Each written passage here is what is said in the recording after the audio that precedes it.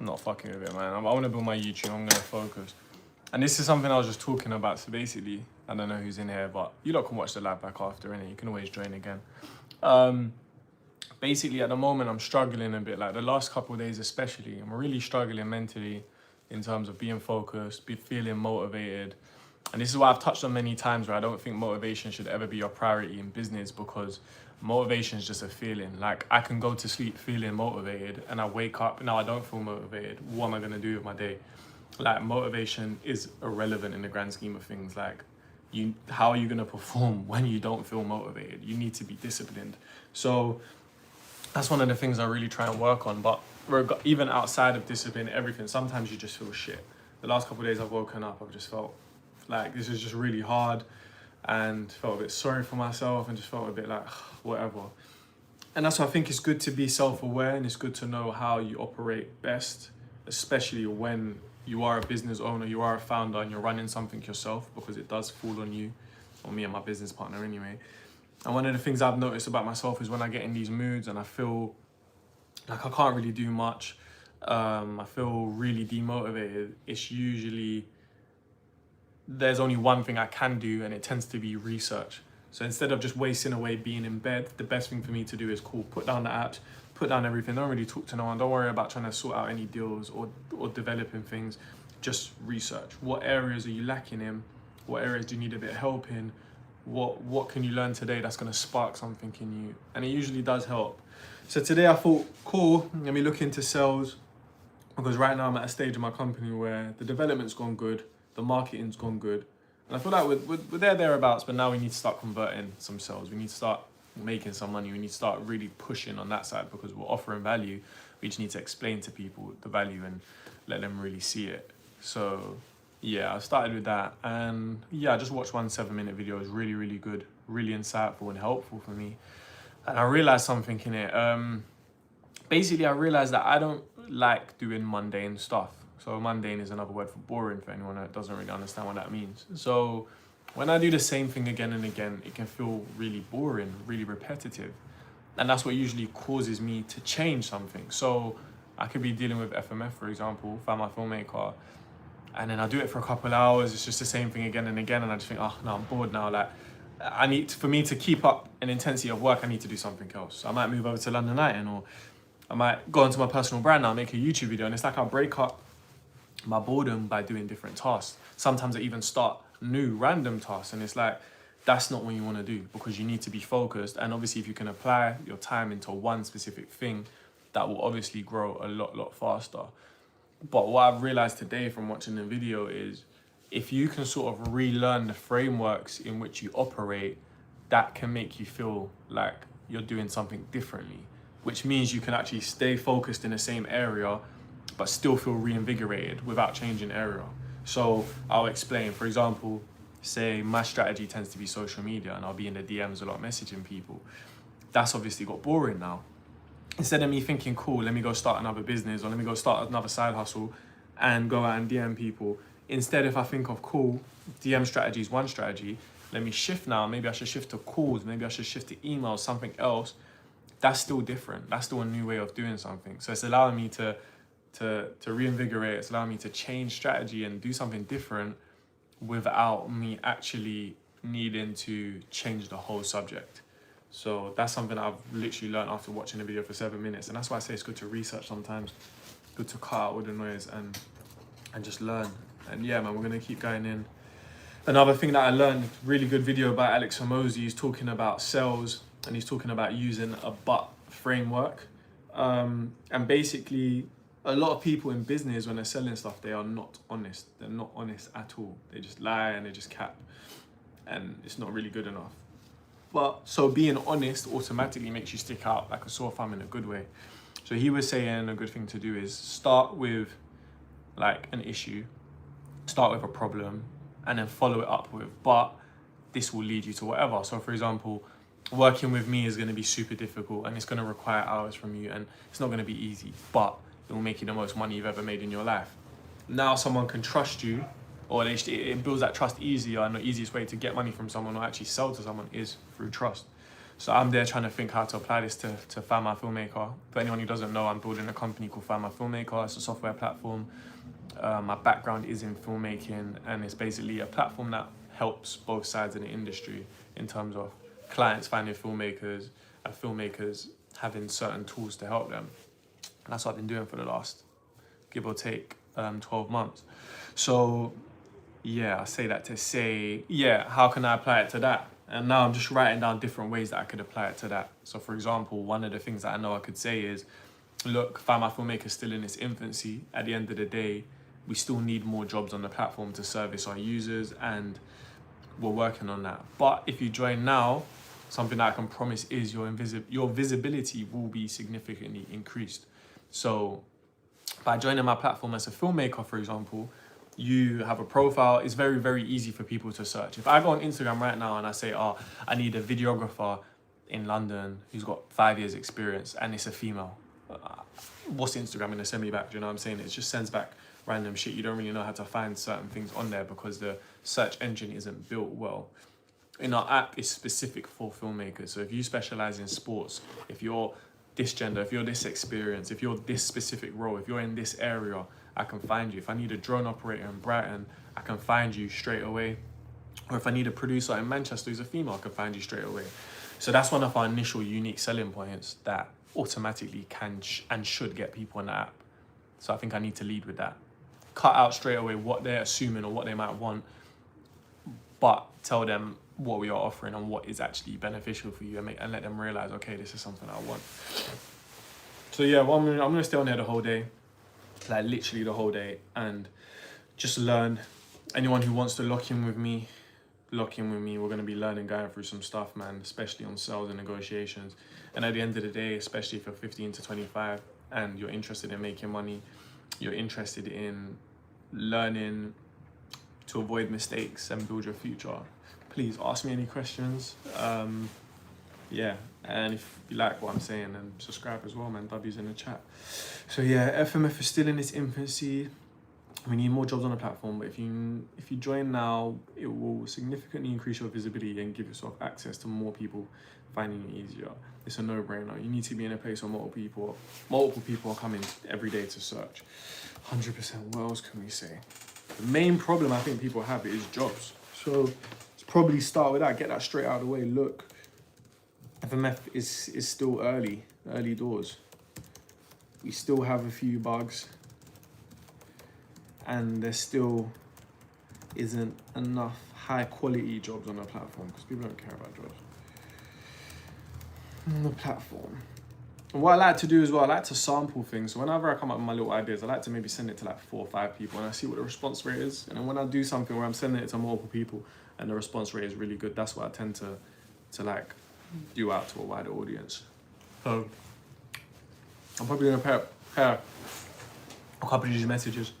I make test videos on them that I can run as trial reels or actually put in a story and stuff, and then also send a few messages out. And then when through watching sales today, I'm gonna find a few ways to reach out to people that I haven't done before. Maybe moving over to a different app. Maybe, because yeah, I tend to stick to Instagram a lot. So maybe moving over to a different app, or maybe just doing a different form of message and outreach. But I don't really do calls and whatever. And I think I'll do well if I set up like demos and stuff like that. I've got people there and show them the app and show them what it can do. But yeah, need to get more people on it, and I definitely need to get more people paying for subs, paying for the subscription still. And it's good practice as well, because even next Thursday I've got a sales convention that I'm going to. And there's hundreds and hundreds of people there, so it's like it will be a good day to pull the punters in, really. So yeah. Okay, man. Anyone who's in here or who's joined or who joins, thank you. I appreciate it. You lot are absolutely legends. So let's go. FMF is still early doors. We still have a few bugs and there isn't enough high quality jobs on the platform yet. But what we can promise is that you will be found 10 times easier on there than any app you use currently. people are searching every day, and our filters and bios are built to find. LinkedIn and Indeed are a liability to find jobs and have that breakthrough. I feel like, yeah, I know what you're saying in terms of, yeah, some places aren't even that great. Definitely. That's what I'm saying. Ours is, you can almost think of it essentially as a sort of LinkedIn type thing, because essentially it's a jobs board at one part, but it's also tools as well for filmmakers. It's detrimental for the mass majority of us in our 20s post uni, especially. Yeah, I know. There's a new app, called Your Future. I done something for them the other day. I done like a production for them in a YouTube video. Maybe check them out, see if they're actually any good, because they have a lot of jobs, apprenticeships and stuff like that, specifically for Gen Z. So that sort of 15 to 25-year-old age range, and it's probably good to check them out. I guess they're a bit like us in terms of a bit more forward thinking, a bit more younger demographic, and trying to do that. Obviously no promises. I'm not recommending them in terms of saying they're going to be perfect, but it's better to check them out, I guess, and see how that works for you. Your future is in you are future, not YOUR. I know they've got a good presence on TikTok and stuff like that as well, but that might actually help you. But yeah, man, it's just, the business thing, bro, it's just tough, because it's just about, you have one idea of what you, for sure. Yeah, man, have a look. Shout out IU, man. Yeah, it's difficult because you have one idea on what you think should work or how you think you should help people, and then you also have how people want to be helped, and it's about finding the balance between that, because you can't help everyone, for starters, and also some people don't know what's best for them, but your customer is also right. So it's like you have two sides, and it's just a constant balance of servicing this side, servicing that side, servicing this side, doing what we think is right, doing what people need, doing what we think is right, doing what people need. And it's tough, man. Sometimes you think something's right, and then you realize how wrong it is. You change the whole thing. Like, there's so many features that we've built, or ways that we've built stuff, thinking, yeah, this will service everyone best, and then you push it out there and everyone hates it. And then there's stuff that you don't even care about, you just put it in there for fun and everyone loves it. Like, it's just crazy being an entrepreneur, especially when you're trying to build a big company. It's not just like a little like service-based business anymore, which is especially what I'm used to. That's a lot more easier. So yeah, but trying every single day. How old are you? I'm 27. So yeah, I'm 27, 28 in July. I've always loved entrepreneurship and business from a child. Like, I'm talking selling in school, with that cliche shit, but I was genuinely an entrepreneur before it became cool, or before it became this like buzzword. And yeah, even to a point where I ended up going to prison because I was selling drugs, like, as a young man. So I've always liked money. I've chosen different ways to get it. And now, ever since I came out of prison, like 5-6 years ago now, I promised myself that it would only be the right ways to do it.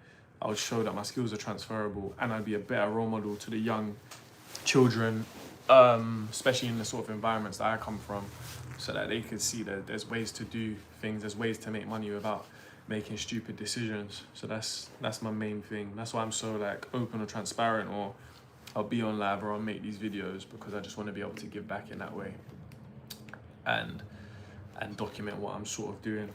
And everyone thinks business is like, do you know what I mean? There's a lot of misconceptions about it. So it's just like, even right now, I'm just sitting in my office, just showing you. I was having a convo the other day from a stranger and how they would find it harder to build and establish our lives during 20s compared to. I 100% agree. I definitely, do you know what it is? It's a catch-22, because they're like, if you talk to a 40, 50, 60-year-old now, and they say, look, if I had some of the access to learning, if I had some of the technology that you lot have, if I had, do you know what I mean? If I could have the ability to message anyone in the world in seconds, go viral and meet 100 million people in seconds by one video, I would have, do you know what I mean? I would have done anything in this day and age. And then we can look at them and be like, well, things were cheaper. Like, if I could buy a house after working for a year, do you know what I'm saying? If I could like stand out, if I didn't have as much competition, like, it would be a lot easier. So it's like, who knows, man?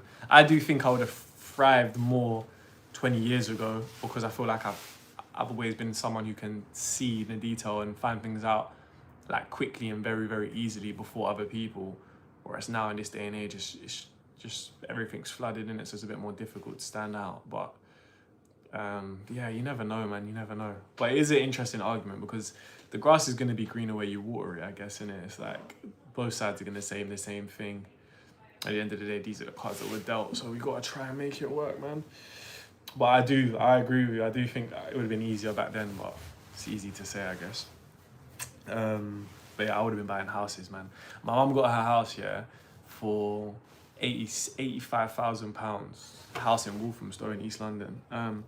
£85,000, maybe like 35 years ago or something, whatever that is. And it was funny enough, actually, her first house she got in Forest Gate for like 20 grand. However, the mortgage and that worked back then, 20 grand is not a lot for a house, a small flat. She managed to sell it a few years later for 80 grand because the house price started moving. She got my house. My house is worth around £1 million now, like maybe a little bit over. Obviously, she's done a lot of renovation to it, so we've got loads of rooms. Like there's probably like 6 bedrooms in the house, and we have an outhouse as well.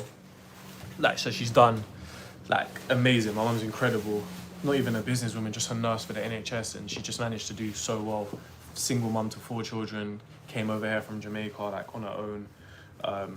Amazing woman, my role model still. But yeah, imagine that, a house got it for 85 grand and now it's worth like £1 million.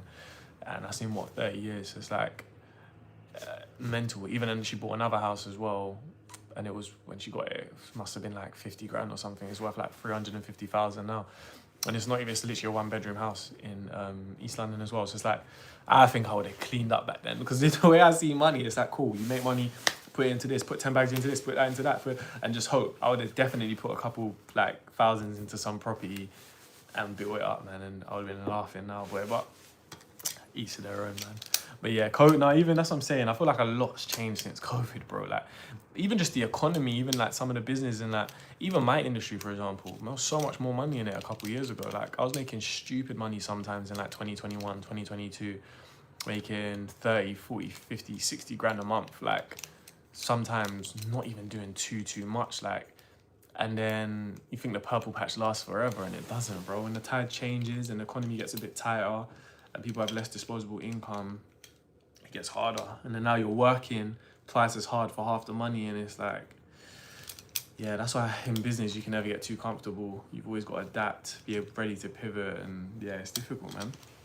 João Miguel Vieira, hi. Hope you're good. Today we're just going through some stuff. What's your name? My name's Jordan. My name's Jordan and I'm 27, and today we're just going to be learning a bit of sales. But I've been chatting to Ayu because she's having an interesting conversation about some of these things at the moment. But in a second I'm going to get back into learning some sales. I'm just trying to write down a few messages right now in terms of how to reach out to people and explain the benefits of my business. And the first video that I learned was the BUT framework, and just talking about, look, for example, Found My Filmmaker, still early doors, we still have a few bugs, and there isn't enough high quality jobs on the platform yet. But what we can promise you is that you will be found 10 times easier on there than any other app you currently use. People are searching on our app every single day, and our filters and bios are built to help find people like you. I think that's a good thing. I think that's really good. I'm a big fan of yours, man. Thank you, man. I really appreciate it. I'm trying, so it's nice to hear whenever people are locked in, or it's nice to hear whenever I'm helping someone, because that's what it's all about, really. I don't really do this side of what I do for money. If I did, I would do it a bit differently. I do it for the not the plaudits, but I do it to know that I'm helping someone. Like, there's bare times where I just think, fuck the content thing, man. I can't be arsed. Like, this is dead. It's annoying. I make a video that I think is good, gets no views. I make a video that's just shit talking about nothing, gets loads of views. It's just like, what's the point? And then someone will message me, hey bro, I'm 16. I watched your video the other day and it really helped me. I was stressing about GCSEs and it helped. Hey bro, I'm 19. I was thinking of starting business and your video made me finally do it. And that's what I'm doing it for, man. If I can have impact even on just a few people, it means I'm doing something in this world, man, especially because of my past and just little silly things I've done. Excluding your past that you exceptionally put in that hard work to work on yourself. What got you out that 9 to 5 run I'm currently at, or what snapped that change on you? Let me try and think before answering it. Obviously, I feel like I've always seen it a bit differently in terms of like the 9 to 5 and stuff like that, because I feel like I've always seen things as a choice, and it's like doing what's best for you. Like, even when I was in sixth form, I left sixth form after 3 months because I just didn't like it. And I felt like I went to sixth form for my mum to make her proud. Not that she ever pressured me to. I just knew that she would have wanted it, go to uni. Do you know what I mean? That sort of stuff. And it's like, I left after 3 months because I was like, no, this isn't what I want to do. I believe I can do better elsewhere. Let me go and do that. And I feel like she's always even encouraged me to be that type of person. And I've learned from young, and I feel like things like that are sort of instilled from you from young, on just the confidence to just be like, no, I can do whatever I actually want to do. I just need to make sure I go and work. So I don't know. I never really looked at the 9-to-5 thing, and I thought it was appealing because my examples of people that did 9-to-5s wasn't inspiring to me, especially in terms of like financially. So it's like, that's even what led me into selling drugs and things like that. It's like, I remember being in school and I liked money from young because I always liked the independent side of it, and I always wanted to be able to do what I wanted to do. So it's like, I wanted my money from young, not for flashy shit or whatever. I just wanted money in it. I felt like it meant power. I felt like it meant comfortability. I knew that from young. So it's like, cool, how do you make money now? I'm looking at teachers. They're driving shit cars. They're complaining about their jobs. They don't look happy. I'm looking at things like doctors and lawyers, and it's like, that stuff sounds cool, but you got to study for a long time, and you got to be a passion. And it's like, it didn't really even seem too attainable, or the levels that it didn't seem appealing to me. So I'm looking at all these different things, and it's like they didn't seem appealing to me, and they didn't really match the level of wealth that I aspired to get. The only real things I did was being a footballer, being a rapper, being, or as I got older, being a drug dealer or a fraud person, because those are the people that I saw with the things that I wanted or that I liked, or actually talking about money or glamorizing money in a way that it wasn't, they're trapped in a cycle.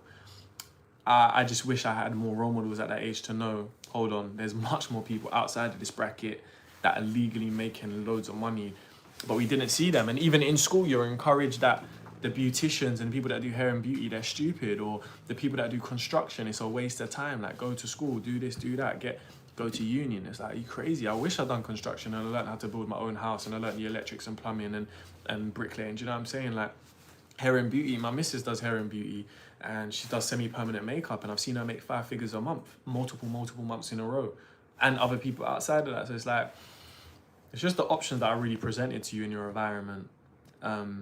It's hard to look outside of that sometimes. All we knew being that, yeah, because I'm a 98 baby. I'm a mixture of yeah, definitely. Yeah.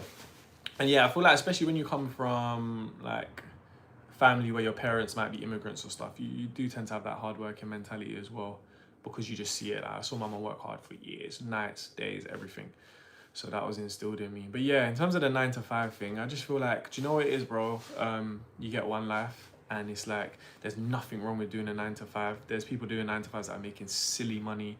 There's people doing 9-to-5s that are so fulfilled inside, and they really feel like they're part of something and they're doing something great. And that is perfect for them. You have to find out what's perfect for you. If you're in a 9-to-5, if you're in a 9-to-5 and it's not for you, or you feel like you're trapped, or you feel like you're going through the motions, you need to be brave enough to change and understand that at the end of the day, you'll be fine. Like, just as long as you're willing to be fine, you probably will be fine. I know it's easier said than done, but everything's possible, man. You hear it time and time and time again.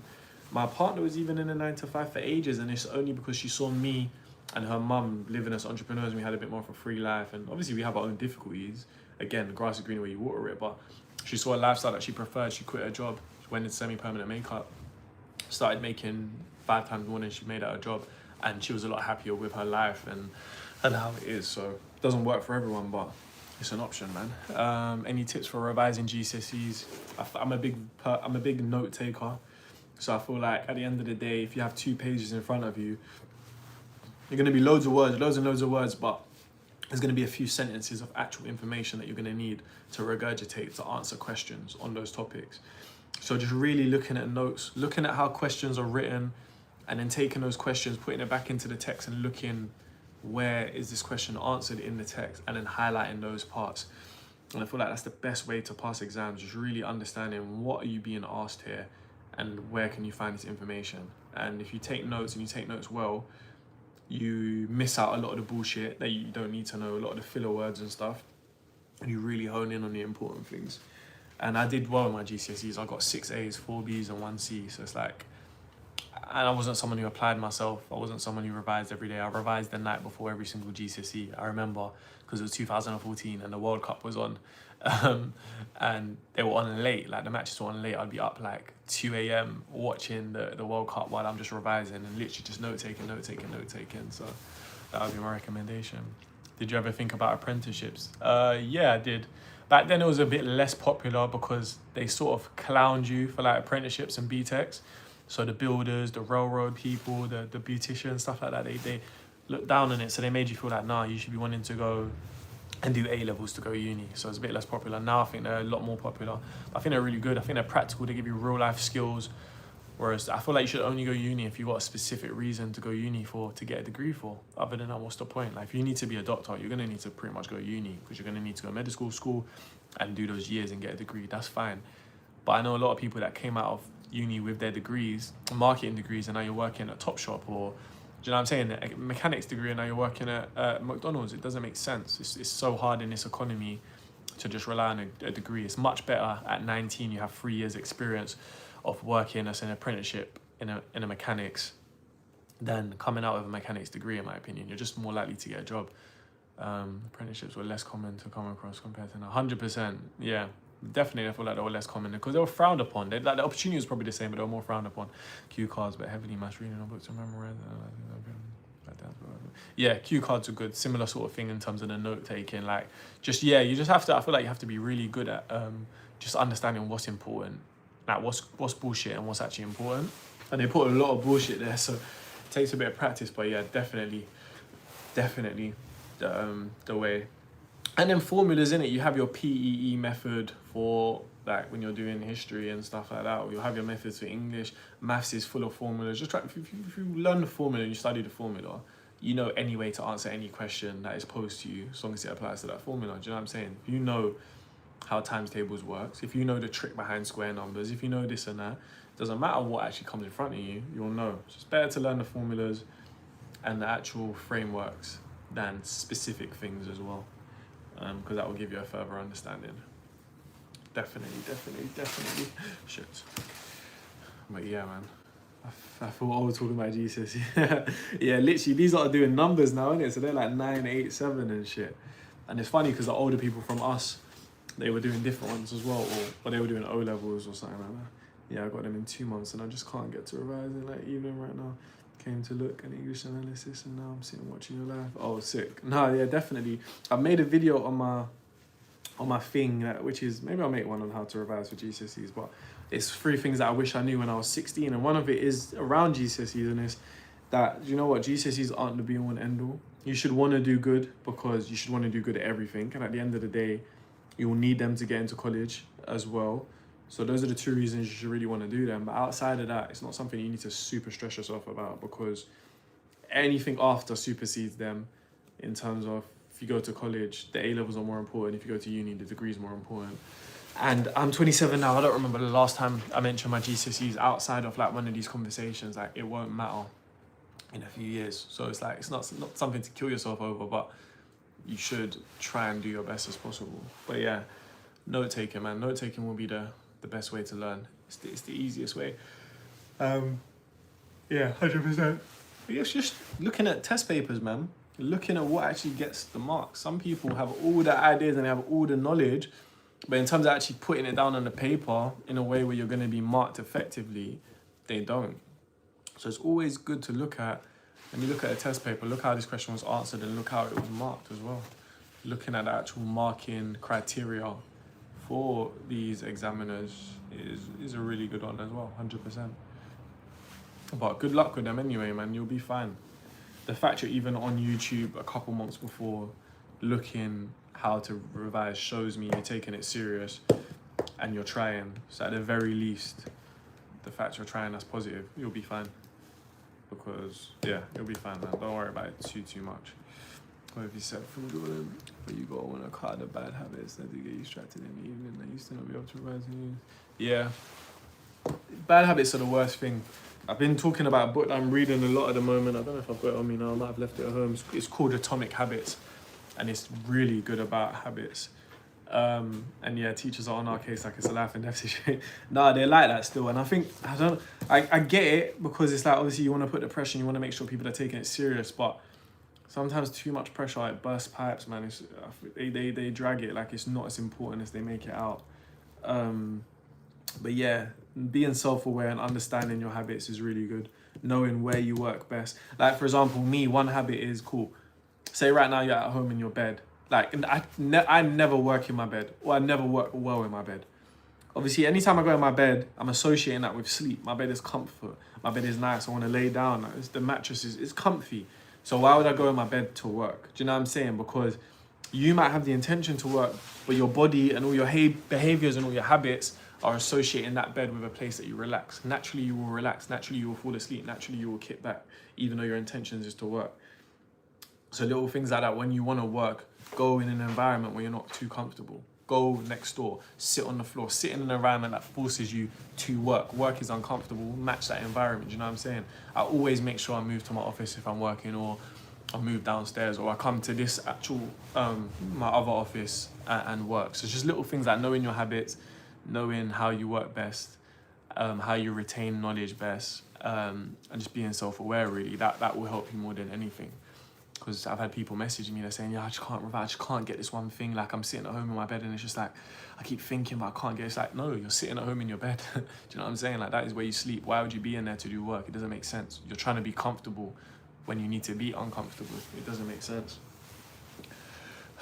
Teachers were seen as strangers, but naturally, like our parents, they want us all to do well, but it's their job. Yeah, of course, literally, it's their job. It's just their methods sometimes aren't the best in it. They're taught to teach. They're not really taught to manage sometimes, so I get it. Yeah, I hear that. I always find myself watching Netflix at the end. Yeah, do you know what I'm saying? It's like you'll slip into habits like that easily. And it's like, sometimes, yeah, you just feel like, am I stupid? Like, how am I back here again? But it's not that you're stupid. It's just things are connected, innit? A lot of the time, you're not setting yourself up to win. You're setting yourself up to fail. And it's like, it's inevitable that you will. So something like that. It's like me, I'm really bad when I go on my phone. So it's like, I've got an app that I use called Opal. And it means I can lock my apps. So for right now, for example, my Snapchat's locked. My BBC Sports is locked. Like, apps that I can go on, scroll on, lose 10 minutes for. When I'm working and stuff, I'll lock them. So like, when I say I lock, like I physically cannot go onto it until the time elapses later. And then now it'll let me on it. So it's like, I know that, so I can implement that. If I know that I'm bad with Snapchat and I'm on my phone and I know I need to do work on my phone and I know I need to go on WhatsApp to reply a message and I'm not doing anything about that Snapchat, it's down to me. I'm not being self-aware to give myself the best chance. It's not for me to go and be a superhero and fight every single time to not go on Snapchat. No, it's for me to have boundaries in place, which means I can't even do the things that I want to do. Do you know what I'm saying? It's like, and there's so many things where it's like people think we're meant to be superheroes. You're not. You're just meant to be self-aware enough to know, cool, I'm not good with this, let me not get that near me. For example, if I'm a crackhead and I've got an addiction to drugs, why would I live in a crack house? Do you know what I'm saying? If I'm a gambler, why would I go and chill with my friend in the bookies? It's not for me to be in the bookies and be like, no, I should have enough discipline not to do it. No, that's a stupid way to think. Don't go anywhere near the bookies, self-exclude yourself. Do you know what I'm saying? You shouldn't even be able to be in a space where you can be in there. So it's usually a few steps before the actual problem, which is where the problem lies, or entry into that problem lies anyway. But yeah, man, I hope that's been good. Let's get back into it. Let's get back into some videos, because today we're going to be learning about cells and whatnot. And I like Alex Hormozi. I've been listening to him. Another person I really like is Myron Golden. Very, very, very good person still. I know I said the last live I wouldn't show up and always show support from afar. Myself, I could supply. No, man, I appreciate it, bro. Literally. Maybe on the next one, just jump in as well. Sometimes I do this on TikTok as well. So if you have TikTok, then message me on there. And I appreciate it, man. And one thing I hate is when I'm in live and people are there messaging me stupid shit, or like kids come in and they're just being silly. It's like, no, bro. Like, we don't have unlimited time. This is the time to talk about serious stuff, ask questions, bounce off each other. Everyone help everyone. So I even appreciate you being so active, and I'm pretty sure UK streamers pop up is learned a bit of stuff even just from me and you talking. Do you know what I'm saying? And just the stuff that you're telling him, or the stuff that I'm telling him, like, that's what it's about, bro. Each one teach one, and everyone gets a little bit further. especially for the young people, man, because so much silliness going on. It's like we can prevent that. So we kind of have a duty to do that, man. Well, I proper appreciate it, bro, literally. Ooh, proper appreciate it. Well, yeah. I'm gonna lock in for 5 minutes now anyway. Right now we're gonna be watching How to Become the Greatest Salesperson in the World. It's Myron Goldman. If anyone who don't know who he is, he's just a really good businessman. Really interesting as well, because obviously I'm a Christian, and he will add a lot of stuff to like Christian faith. So I think that's really appealing. And he's just sick, like he'll charge mad fees for stuff. Like he's a really good speaker. And yeah, I rate him a lot still. That's why I'm glad I'm joining the live. Low-key motivated me. Now I'm sitting on my desk and look at the message getting on. Yeah, no, it's good, man.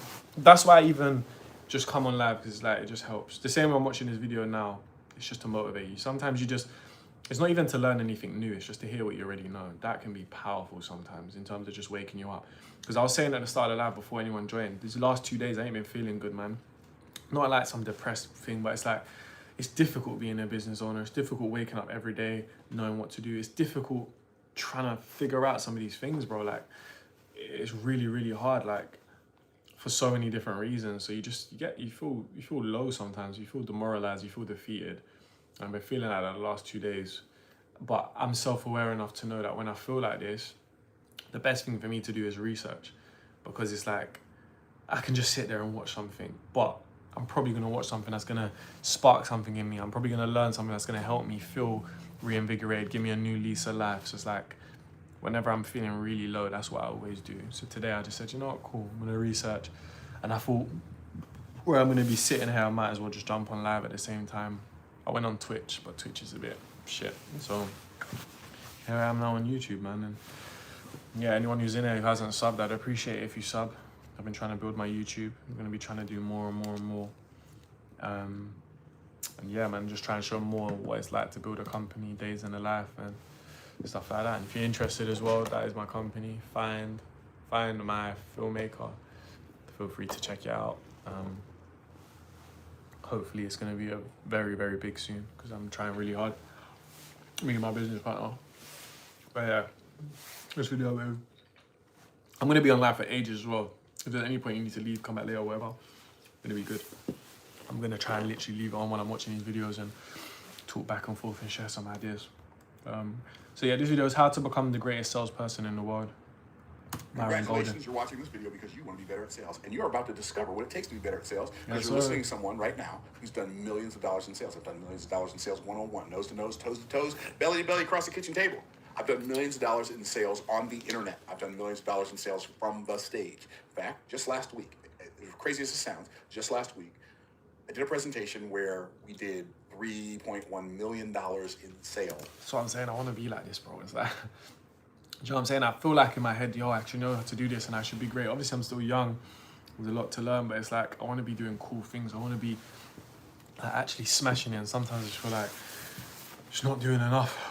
But the only way to get there, I guess, is to listen to what people have done it before, get their tips, get their techniques, man. But it's tough, man. It's tough when you feel like you're just not doing enough, or you're just not living up to your full potential. Really tough, especially for me. I battle with it a lot. It's really can be crippling sometimes. Like, I'll talk to my family about it, or talk to my missus. They don't really understand, but I understand. I know what it's like. One day, man. One day. Maybe even check this quickly.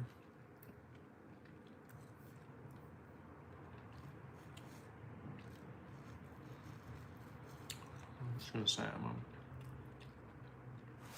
You know, that one's actually good.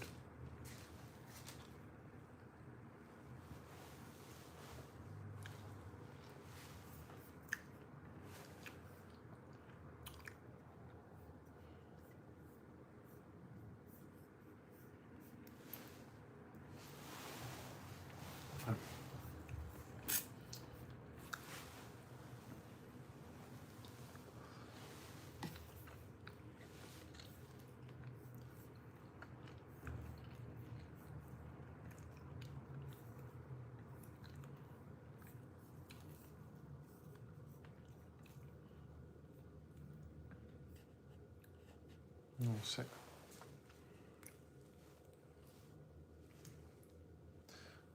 What? What's up over here again?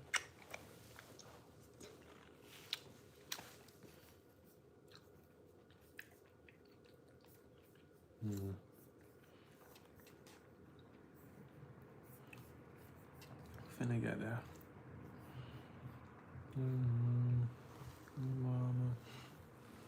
TED Talk sometime. Yeah, I watch some of them.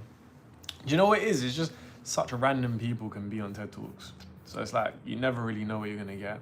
Just bare random people. Like, some of them are mad good and some of them are a bit meaty, but it's good that it's, they're never too long.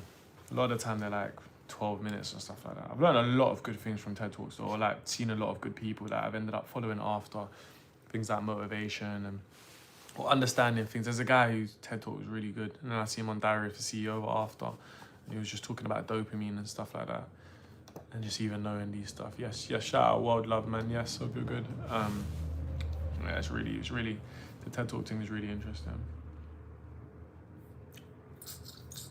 Big mama.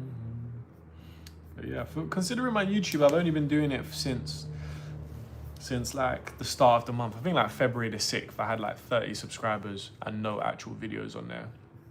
To think 20 days later, I'm not doing bad, innit?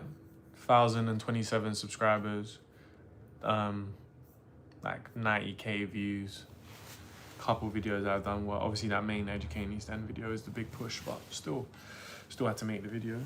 Watch hours, I'm gonna be monetized by today, so W's in the chat for that, guys. Took me 20 days, if that, to get monetized. That's really good. So at least YouTube will start paying me a bit of money now, because I've hit the threshold. But so much more work to be done, man. So much more work to be done. I don't really care about this sort of money, but Attic said, hey, hi, hope you're good. Thank you for joining my live, I really appreciate it. Today we're going to be learning about sales and negotiations. So we'll watch a few videos and just go back and forth. I'm even going to get back into that video now, because this is one thing about me, I get distracted quick. Yeah, Jamal said, hi man, hope you're good. Yeah, anyone in here who's interested in business or whatever, it's the right place to be. Anyone who's in here is interested about making money, this is the right place to be, man. Feel free to connect with me on any other platforms as well. And I as well, I don't know how old you are, I think you're obviously sort of like my age.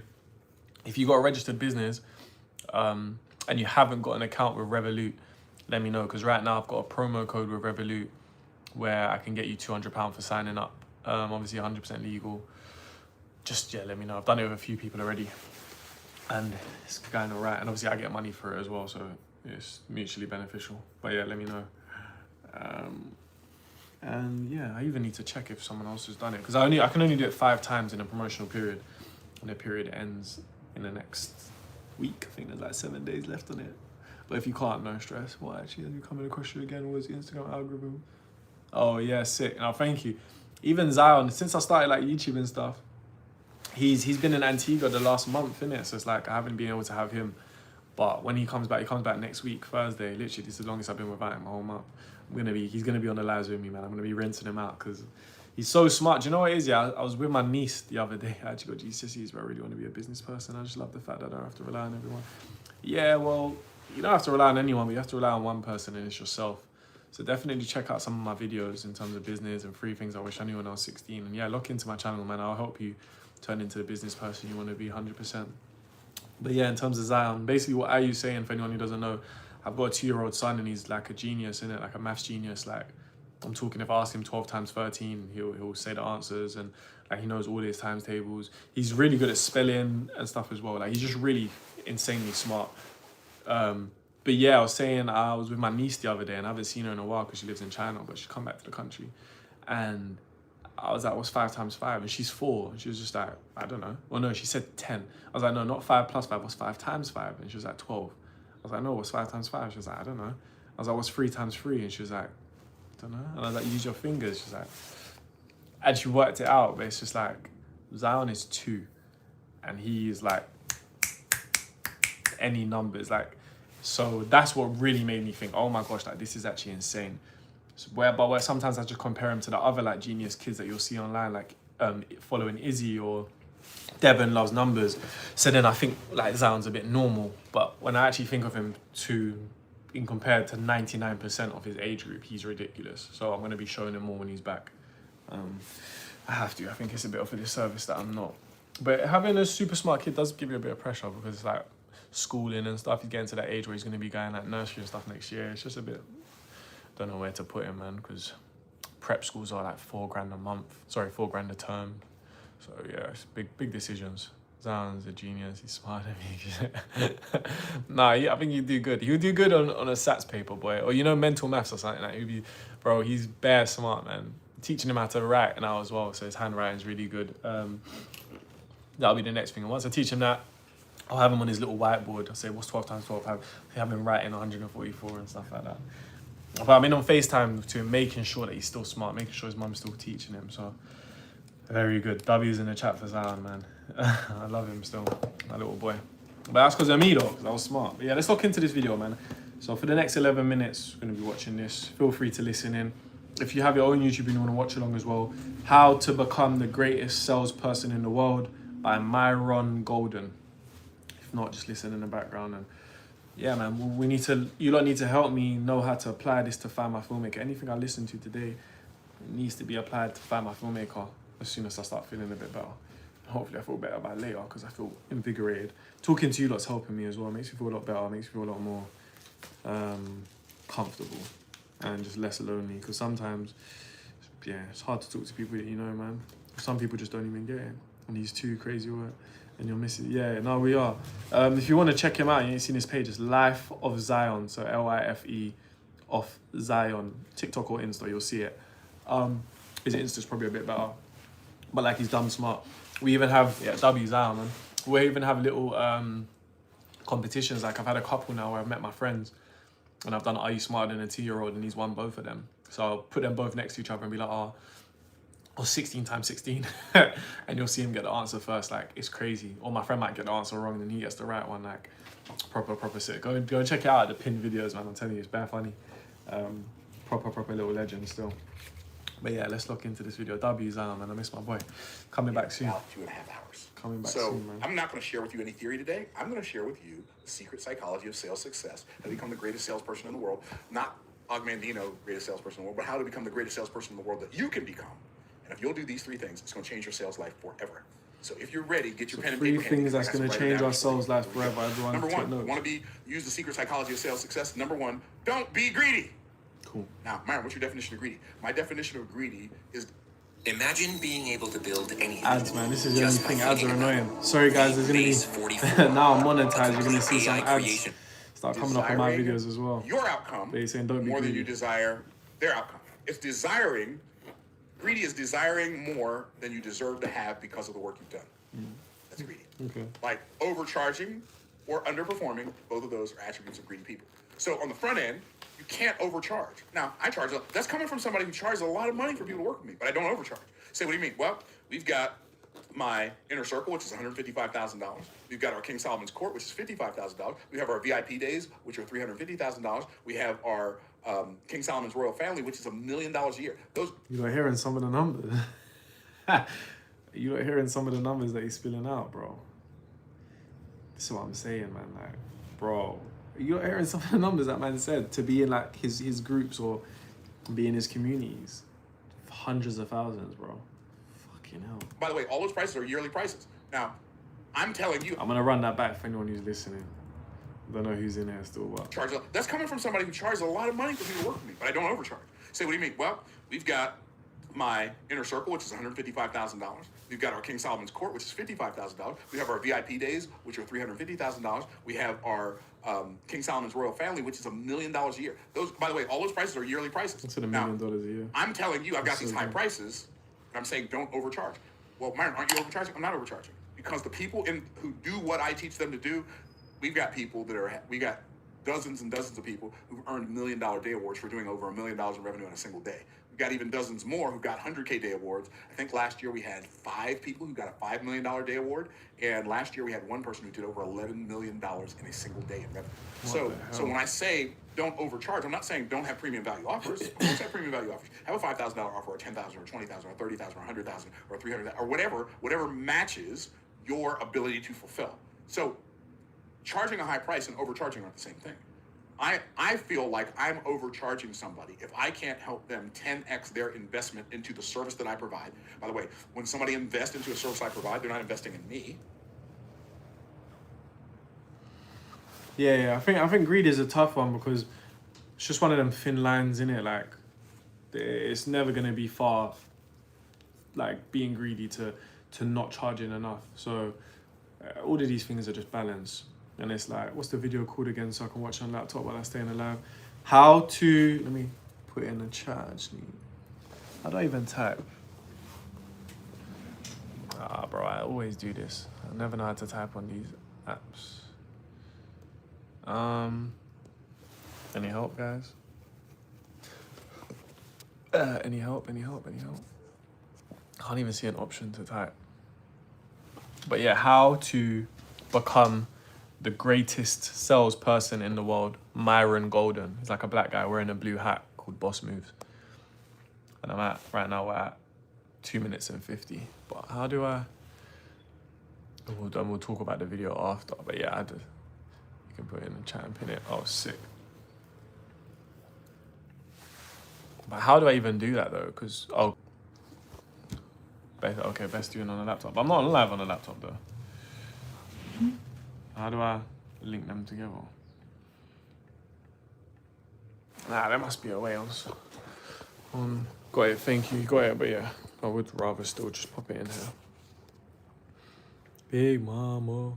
I don't know why I didn't just flip the camera as well. I'm taking a piss. Yeah, anyone else who ain't seen it?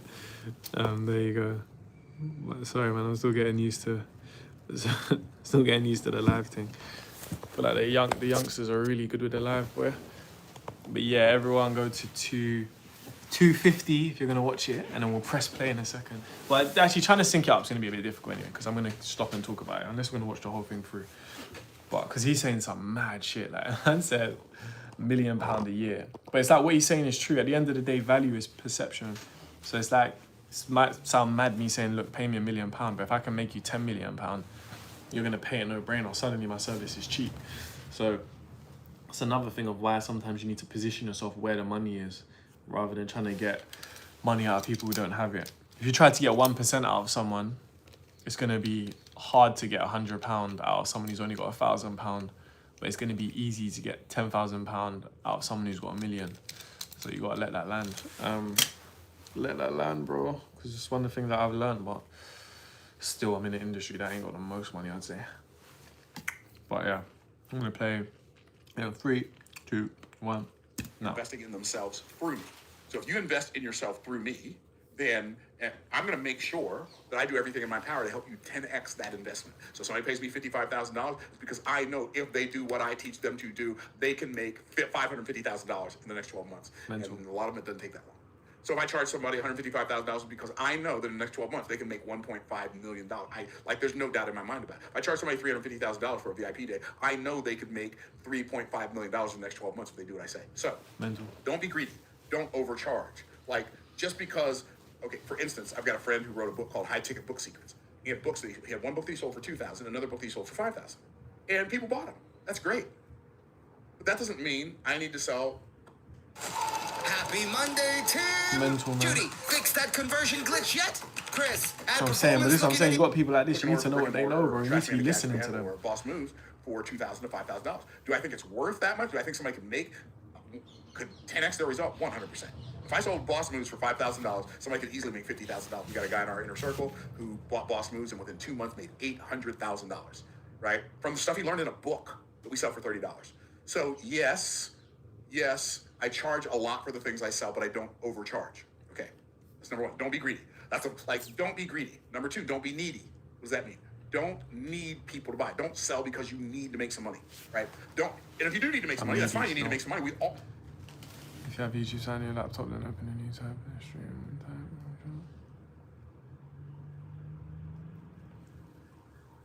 Yeah, next time I'll do it that way. Or maybe in a bit I'll cut off and do it. That way it makes maybe more sense if I just have it on my laptop and I'm just streaming in the background still. I'm not used to the streaming thing. That way it makes way better sense. And you can show YouTube stuff in it. Wait, let me check ChatGPT. I stream on YouTube. Can I show other YouTube videos?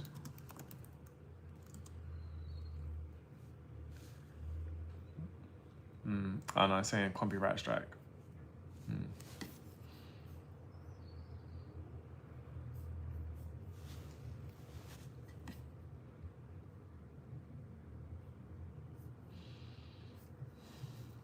This is the only thing with streaming, like bare copyright strikes, man. Probably get onto me because of the sound, you know, to be fair.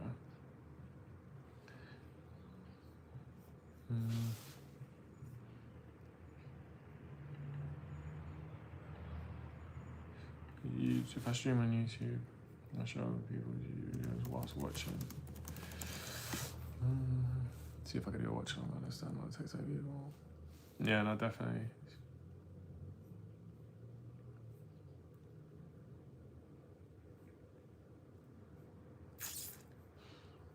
I'm gonna work it out. Don't worry, today I'll work it out so that if I come back here, hopefully we're doing some like watch along streams on some of these videos, because that would be good. And it's the YouTube ecosystem, so I doubt they would like copyright strike if I'm doing a watch along, but I don't know. We'll find out. We'll find out. But I'm actually helping them get views, you know what I'm saying? Like, Attic's gone, or is it Attic? No, Yang's gone on there and checked it, so. You have to make some money, but don't be thinking about the fact that you need to make a sale when you're selling.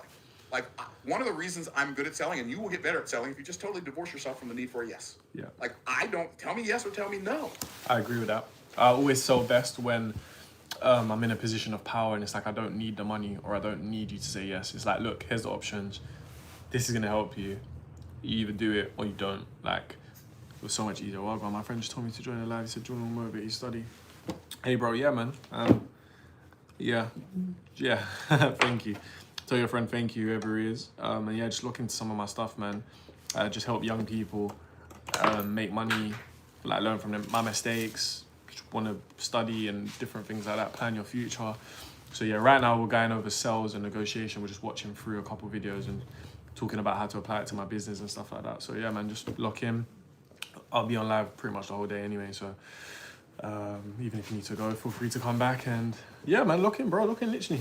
Tell me now. I gotta go, right? SW, SW, SW, SW, N. What does that mean? Some will, some won't. So what? Someone's waiting next. Like, stop trying to talk people into buying what you sell. Don't be needy. Selling is not convincing. When you're trying to convince people, you come across as needy. When you come across as needy, nobody wants to buy anything from you. Nobody wants to buy something from you to do you a favor. Nobody wants to buy something from you because you need the money. Nobody wants to buy something from you so you can feed your children. They don't care about you that much. It's not that they hate you. They just don't like you that much. So, instead of being needy, I need to make a sale, I need to make a sale. Like, divorce yourself from the need to make a sale and understand the principle of the law of averages. By the way, everybody in sales has an average. Like, some people have lower averages than others, some people have higher averages, but everybody has an average. So out of every so many presentations you make, you're gonna make X number of sales. So let's say your average closing rate is 10%. That means every 10 people you do a presentation with, you're gonna make one sale. Okay, cool. So if your offer is $5,000 and you want to do $5,000 revenue a day, you need to do 10 presentations a day. You'll make $5,000 a day. 5,000 a day times 30 days. It's $150,000 a month. Better than a sharp stick in the eye, right? Use the law of averages to your favor. Go out and have enough sales conversations in a row to figure out what your average is, so that when you know what your average is, you will understand that you don't need to make this sale. You need to make a sale, but it don't need to be this one. Right? And so what happens when you come to that conclusion is you'll stop coming across as desperate to people and you'll make more sales. Watch this. It's kind of like the boy meets girl scenario, right? Boy meets girl. So if you want to make a remote income from home and you're a beginner, meaning right now you have a 9-to-5. It's good, man. I love watching these videos. It gets me thinking. This boy is creepy, right? Here's your problem. A lot of people that you're selling to think you're creepy. The creepy salesperson, right? Boy meets girl. Girl's crazy about boy. Boy thinks girl is crazy. Why? Because if they were smart, surely they wouldn't like me that much, right? That's the subconscious thinking that we have, right? And so we want somebody who plays hard to get in a relationship. Well, guess what? In a sales relationship, you also want somebody who plays hard to get. You want to be the hard to get salesperson. You want to be the person who, when you're making a sale, you don't come across as needy. Don't be needy.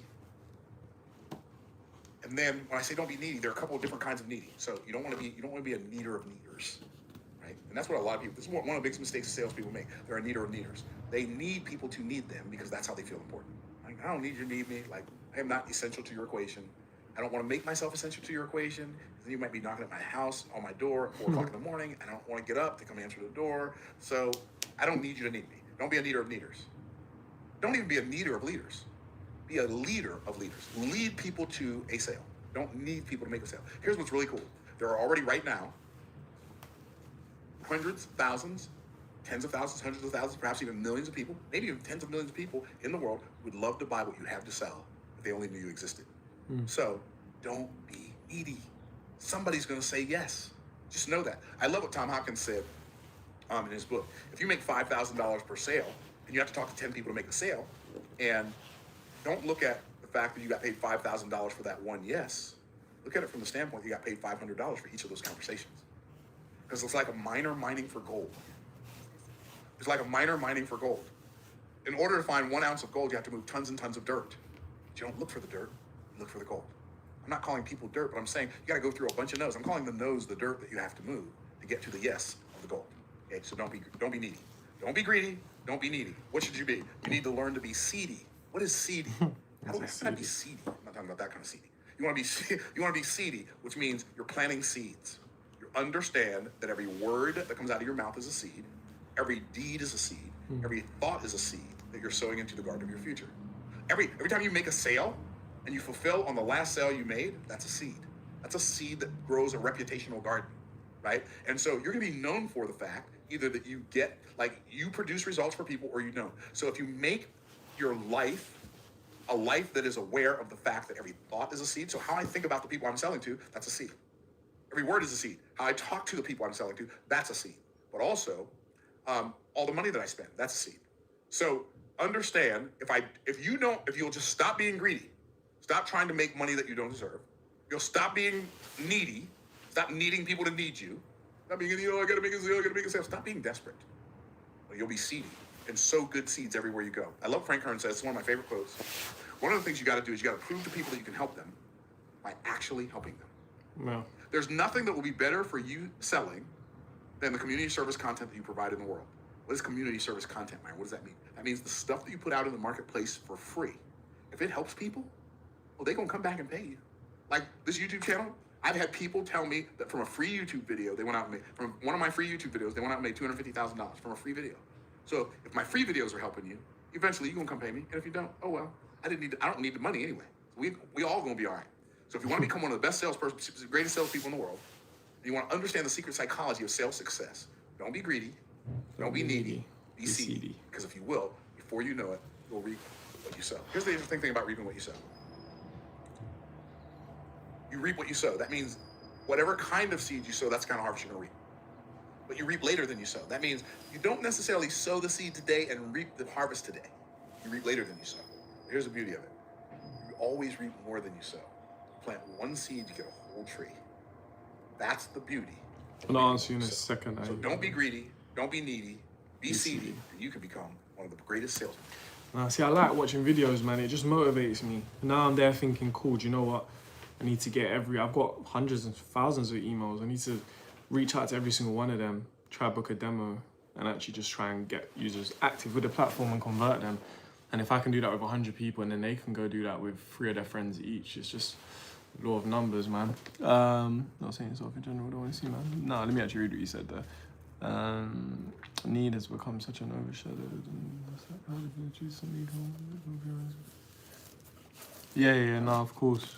And this is the thing with noise, like, when there's a lot of noise out there, it makes things a bit more difficult as well. Don't worry, I know you're not talking about me, we're just talking in general.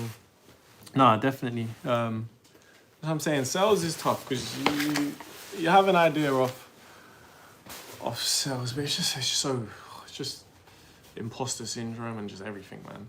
But at the end of the day, what I really want at the moment is so in terms of what my aim today is to pick a strategy of how I'm gonna sell to people. And stuff like this is letting me know I need to use the BUT framework. I need to make sure it's not needy and from a position of weakness and just look, I've got something for you. It's really good. You need to sort of do it. So I'm thinking, actually, if I just email people with an invite link, 10-minute meetings, keep it quick, have a little script that we go through, answer any questions, get feedback from them, make them feel a part of it. Maybe that could get loads of sign-ups, and maybe I could even convert a few people into paid members. But this is my problem when I research. I can barely even get through it because straight away I'll just be, not just videos, we have books on the one. Yeah, I read a lot of books, to be fair. But yeah, this is my problem. I'll watch something and I'm just like this. My mind just starts ticking so fast and it's just like, no, I need to act. So sometimes I won't even get to the end of a video. A video could be 10 minutes long. I get 6 minutes in, I hear something I like, I think, all right, cool, bam, I need to go do this now. But it's good. Remember I told you this morning I woke up feeling demotivated. I woke up feeling like I didn't want to do anything. I woke up feeling like, oh, what the fuck? Like, this is just long. Now I'm here, I'm thinking, should I cut the live now and get the emails now? And yeah, I know. But it's good though, because it's like, I'm a person who gets charged in it. Like, I need to be doing it. And at the end of the day, the quicker you fail at something, the quicker you can rule it out. So it's like, I don't care to fail. My thing is never, shit, I might get this wrong. Shit, I could get this right. At the end of the day, you're getting data from either of them. So it's like, if I go out now and I email 100 people and it doesn't work, it's like, cool, take that after this. I ain't got to do that again. Do you know what I'm saying? So like, that's why I don't mind doing things. My thing is just more the energy to do something or just, yeah, not even the belief, because I believe in myself. It's just the energy and the actual being proactive enough to be like, no, cool, this needs to be done now. Like, let's actually do this. And by the end of the day, I need to get a framework where it's like, cool, this is my sales funnel. Because development team are developing, and any issues, and this is what I'm saying, if I use that but framework of, look, we're not there yet, but this is the value, it mitigates any problems. That gives me a month of someone signing up and paying a monthly subscription of, cool, I'll give you a bit of time for the problems. Next time this comes back around, I need this to be packed. Do you know what I'm saying? It's like, but we need it, bro. We've got 4,000 users now, maybe 4,500. And we dropped our subscriptions last month, and there's only about 40 people signed up to the subscription. Obviously, you can use the platform without being subscribed because we have a good free feature, but I need to be selling those pro features, and I need to be selling the platform more so that people actually use it, so that the commission through there is better. So one funnel needs to be selling to the subscription to filmmakers and letting them understand the benefits of it. And then funnel number 2 needs to be selling the platform to producers, production companies, clients, and letting them understand the benefits of using a platform and how escrow can help them and stuff like that. Let me even write this stuff down. What did you say, bro? I'm getting a lot of messages. That's why I look at the top as well. Where I've got multiple Instagrams, sometimes I thought I was on Do Not Disturb as well. I don't actually want anyone bothering me today. You've been using a template to organize your current to-do list. Not necessarily like a perfect template, different stuff in it. Sometimes I'm better. Sometimes it will be put on Monday and like we have a group to-do list and it'll be like development stuff versus whatever, and it's really organized. Sometimes I just use my notes and I just tick things off. But I am someone who needs a to-do list because my mind goes like that. So it's very easy for me to, 1, get distracted, 2, forget what I need to do, or 3, forget the priority of what's actually important here. Too much people do the last one as well.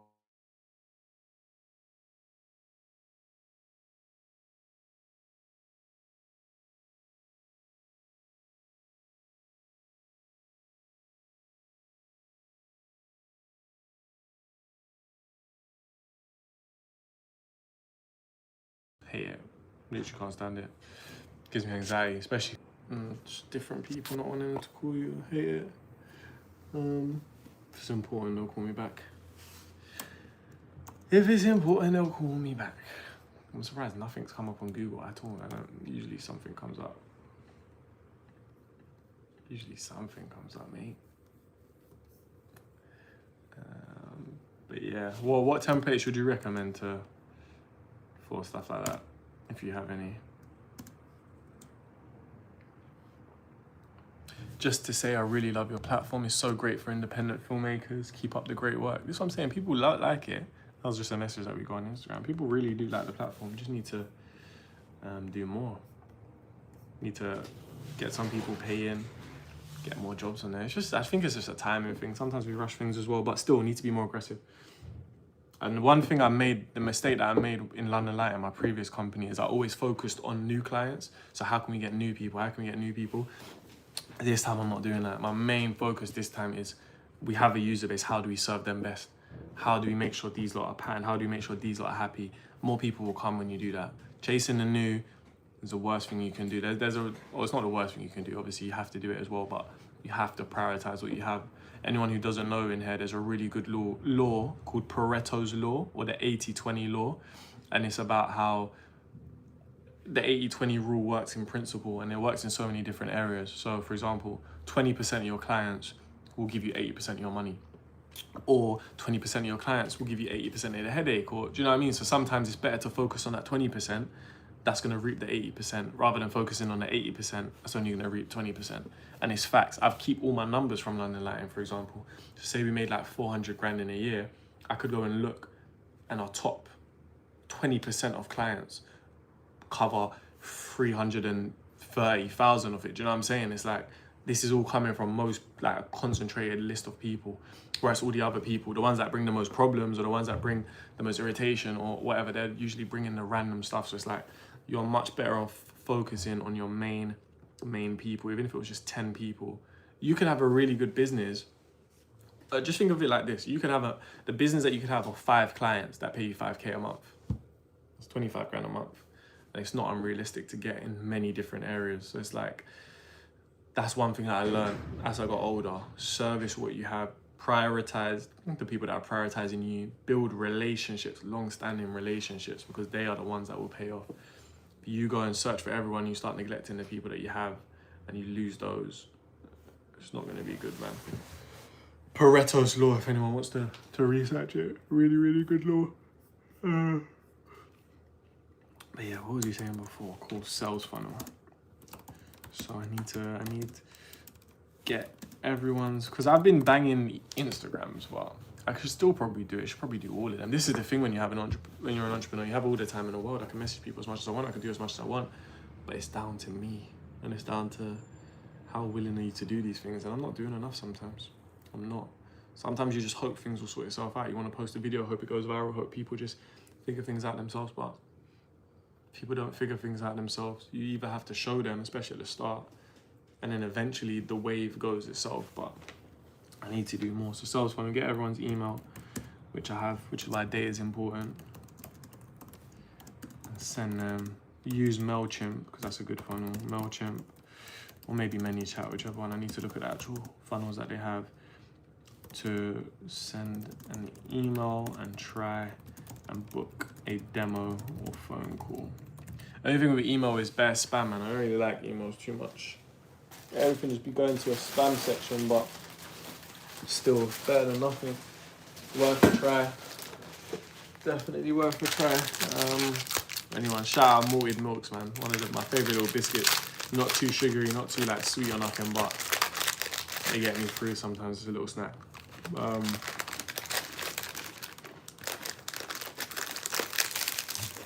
Right now I gave up sweets for Lent, so I'm cooked. Can't even have any sweets, man. Stop. Yeah.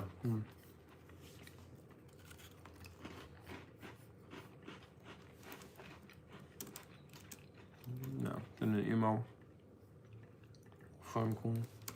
If not, then do DMs as well. I don't know, man. Emails are a myth, but I'm writing down email for now because it's different to Instagram, so it make me feel different. And plus, it's the data that we have. We don't have people's Instagrams, unfortunately, because their username on our platform might be different to what their Instagram is. So it's just a bit of a clusterfuck anyway. But by today, I'm gonna look at sales funnels later and see what they have and try and implement something automatic. That would be really good, but ideally, I'm working on it today anyway, man. This is what we're learning for.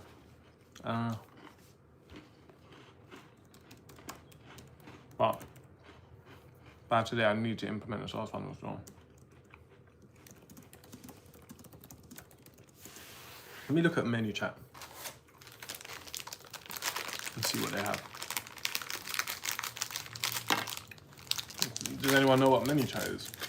I've been using it a lot lately.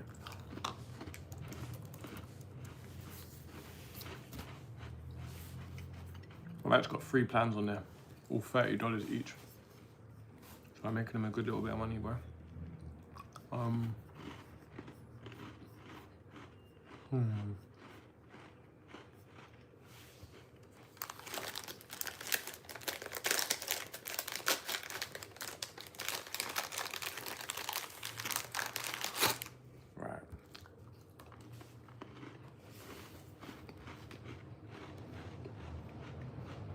shit.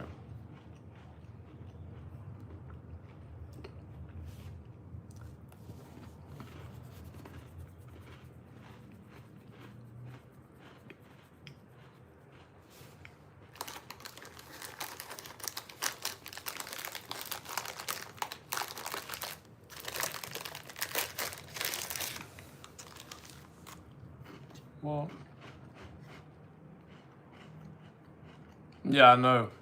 They're bare annoying. You'll even see me doing it now. I don't know why they're like that. But I've just gone on many chat and it's telling me I need to pay more. Now it wants me to pay £99 a month, which I'm not really trying to do. Well, it's because I've run out of contacts.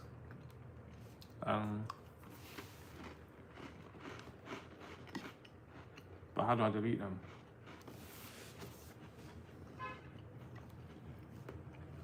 I'll just delete their contacts, what the hell.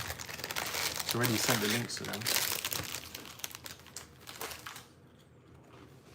They're addictive as well, man.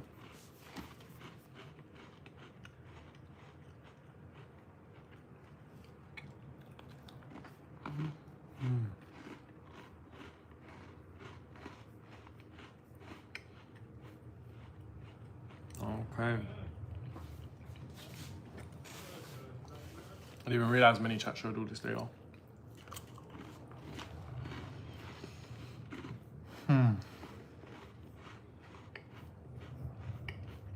Right.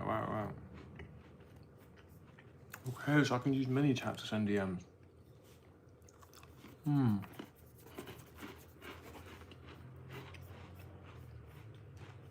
Might have to try this. That's why it's good to lock in, man. I'm starting to learn more. What I'm gonna do is try and see if I can work straight out of ManyChat, because that will feel different to emails. I might be able to reach more people. Anyone who's subscribed, I can see what they're.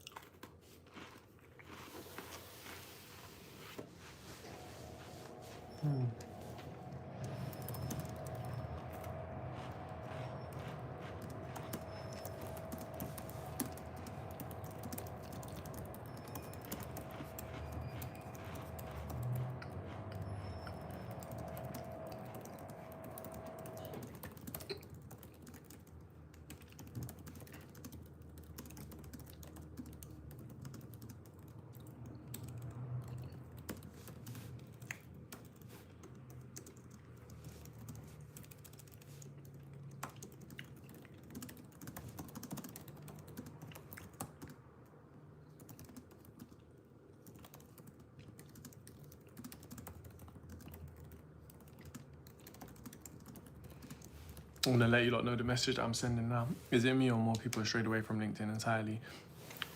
Yeah. I feel that's what's happening. More independent services, more agency services. Do you know why? Because they're more tailored to the industry you're in.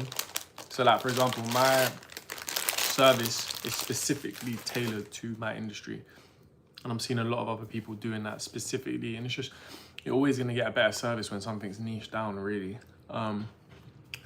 And also, I think LinkedIn's a bit of a weird one because it's really like a really fake place. It's like, whenever you have places that are really pretentious and really like uptight, which is what LinkedIn feels like, you feel like you're putting on a facade to even belong there. So it's like, I don't like using LinkedIn because I feel like I have to speak differently, I have to appear differently. It's not really myself. I want to be myself on some of these platforms, you know what I'm saying?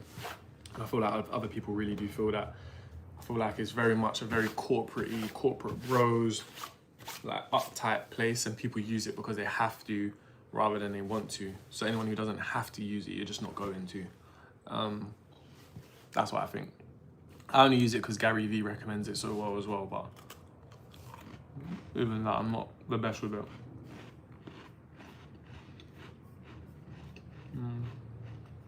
Not the best with it.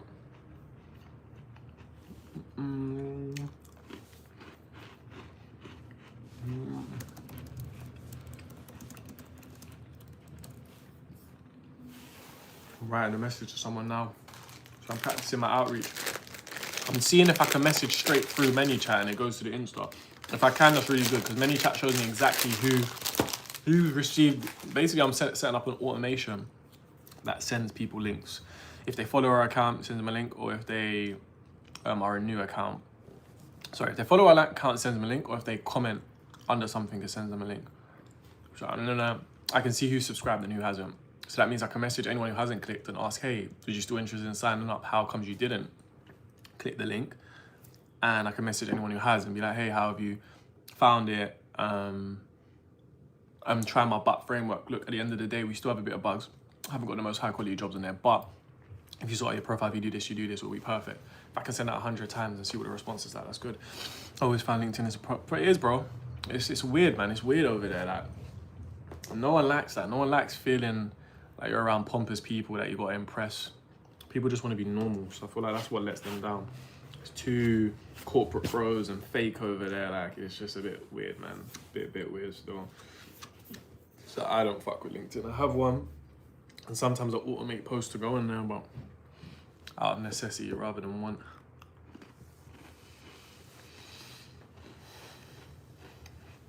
No, you know, the WhatsApp group is really small, so that's just been, I have the link around.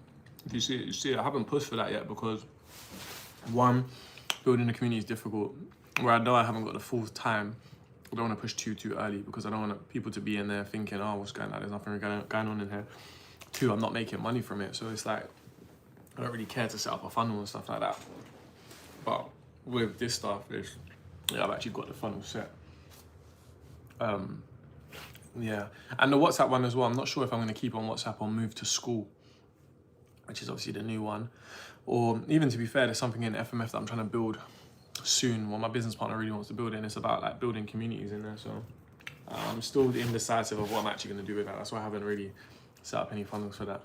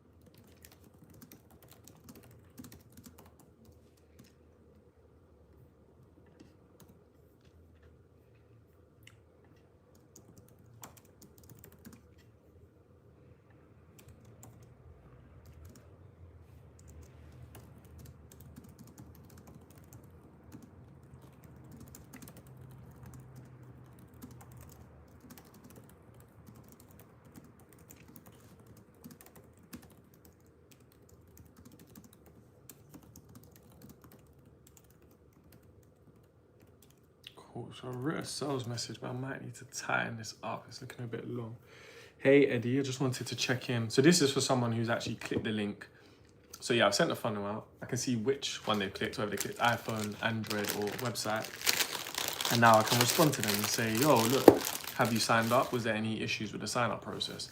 And hopefully that will push them to sign up further. Hey, Eddie, just wanted to check in and see how everything's going with Find My Filmmaker and if you needed any help with the sign up or your profile, etc.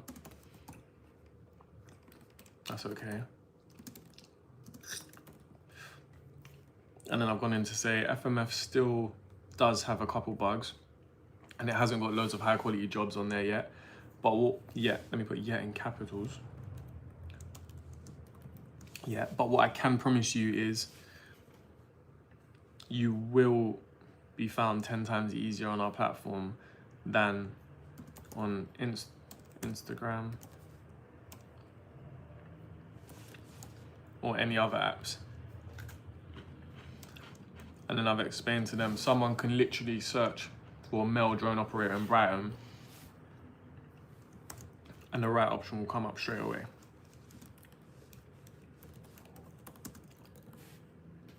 Let me say our extensive filtering means. Our filtering means, yeah, that someone, it's a no-brainer. It's a no-brainer.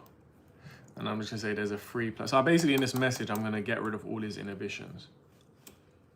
I think that's the best thing to do. It's just like, they don't have to ask, they don't whatever. They just, oh, do you know what, Fez, I thought it was paid, or, oh, I didn't realize he did that. All right, cool. And I'm hoping we can make that land with people. You know, Ruban, or there's a paid plan that we would recommend for even more visibility. Job maybe not if you don't have. Yeah. But very, with us, we have a lot of jobs because we already have an Instagram job platform that we have. So we funnel the jobs over there. But yeah, our thing is we don't want to rely on jobs because they can be seasonal, or they can be few and far between, or they can be whatever. There's just too much variables. We want to give you value. And the other thing is most of our competition do the same thing. They just care about jobs. It's just a race to see who can get the most jobs on the platform. That's dead. Our thing needs to be more built around that. So if the jobs went to shit tomorrow, we're still offering you value. Do you know what I'm saying? That's why we focus on filmmaker tools and visibility and stuff like that. So we're hoping that works. Well, keep going, man.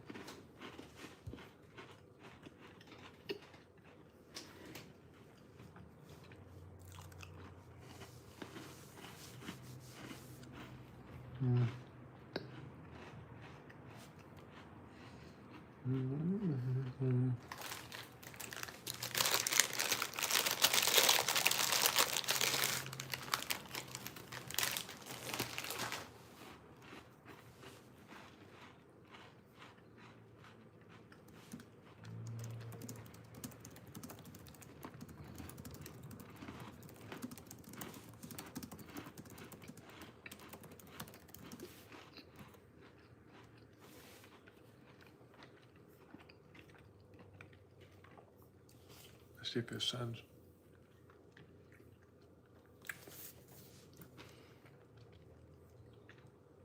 All right, now.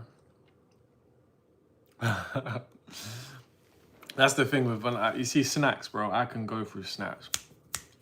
It's better that I don't eat them, man, honestly. I wasn't even gonna go to the shop.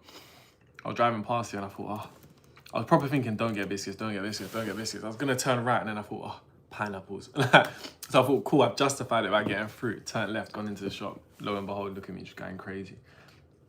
I've already eaten chocolate fingers today as well. I don't see an email. Oh, sorry, someone's... Actually, I've got it on here. I don't even know why I'm looking on there.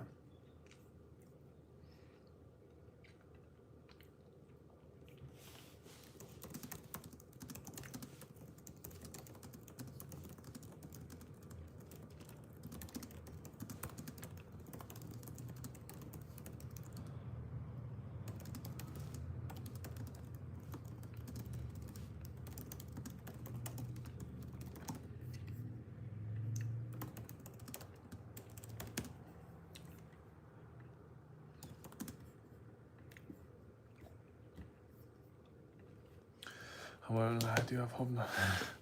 No, I'm a snacker still. And as I said, I gave up sweets for Lent. So, and I love sweets. Anything, if anyone knows me, they will know I love sweets. Let's see, let me check the actual website when I'm home in an hour.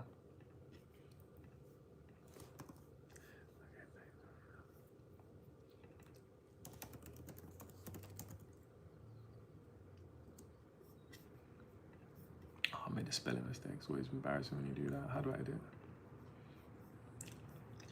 So message and locations, what I meant to say, notifications. This is so good, bro. I don't think you understand. It happened, Jordan's the best of us have been from. I'm in the backseat. Okay, that helps. Oh, my sister's messaging me asking her to take her to the airport. This is another thing as well why you're better off just doing things as soon as you get the chance, because you always think, oh, do you know what I can do? I have time to do this on this day, I have time to do that on that day, and then you look and your time disappears because suddenly something pops up. Life is really poppy. Things really do just pop up out of nowhere. But I'm in an error for a bit. I'm applying a bit.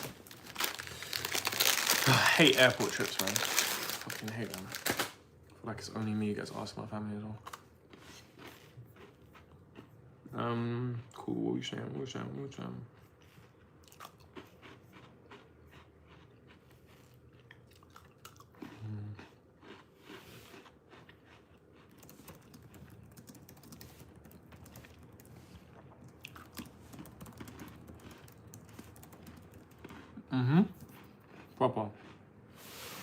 Proper content, man.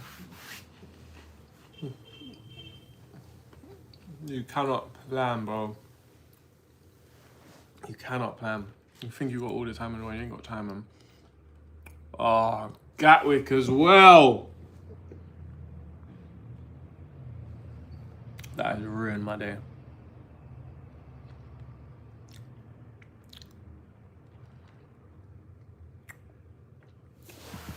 I hate airport trips, man. I hate them, bro. And I hate Gatwick. Like, if Heathrow is a bit easier, Gatwick is just fucking annoying, man. Even the other day I went to Gatwick and my uncle, he can't really walk.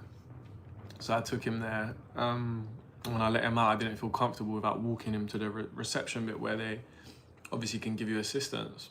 Obviously, he walked slowly. I got there. By the time I got back to my car, I was in a drop-off zone for 23 minutes. They charged me £30. £30, bro. Like, I was just literally... You know when you're just angry, when you see stuff like that, you just think... Like, my life, I'm not even in control of my life, bro. I'm just at the beck and call of the government or these people that just want to take my money. Like, it made me feel so hopeless, bro. So hopeless. I just felt like, nah, man. I'm actually doing something good. I'm literally looking after my uncle. He cannot walk. Sky Ennis, hi, hope you're alright. Yeah, like, he literally couldn't walk. Nice to meet you too. And I just felt like, bro, £30 for this. Like, it's just a fucking piss take, man.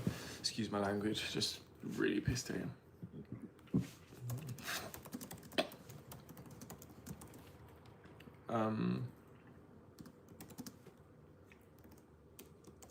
Sports.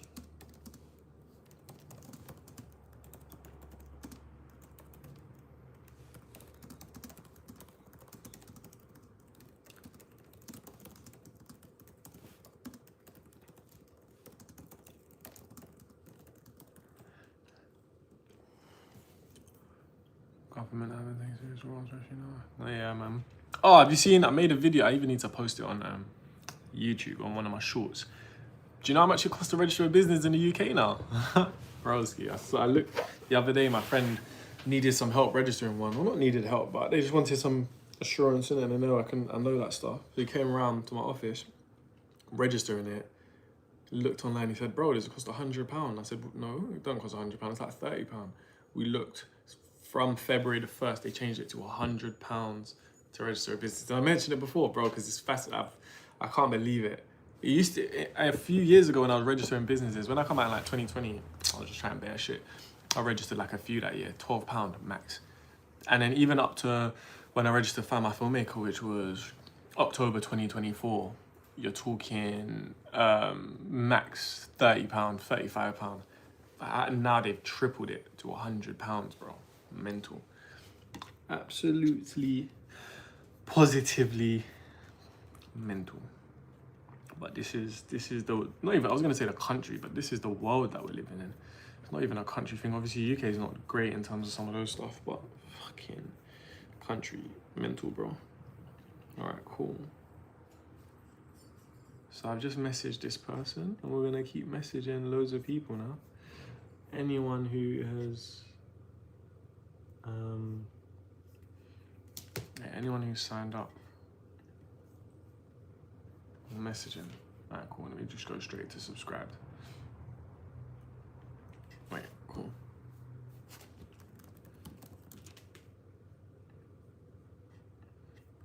Bro. Good.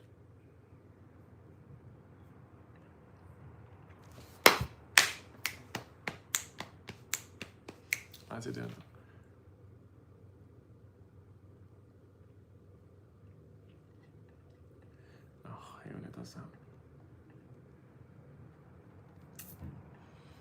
Bro, anyone who's subscribed. How do you create segment? Subbed. Oh, I don't understand how to do it.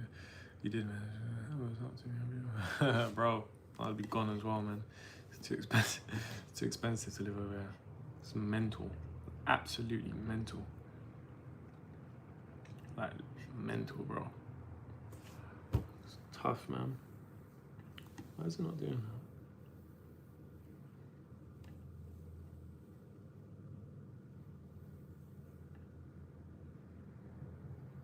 No, but why has it got visitors on there?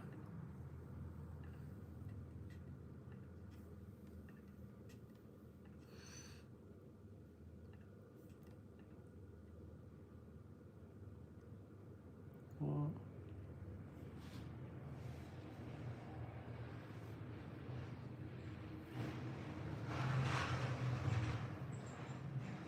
I'm driving bare fast outside, I don't know. Shout out anyone who's joined the live. Just this is what it's like to be a business owner right now, trying to work out a funnel of how to best sell to people and how to reach out to people and see what they're thinking of the app or if they want to upgrade their subscriptions. And I just realized I can do it through ManyChat, which has a lot of like information on these people, but for some reason I can't seem to see who's subscribed and I can't separate who's subscribed from who hasn't. It's pissing me off.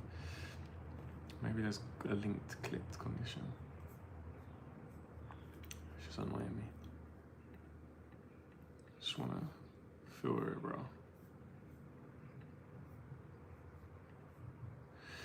We just want to filter it, brother.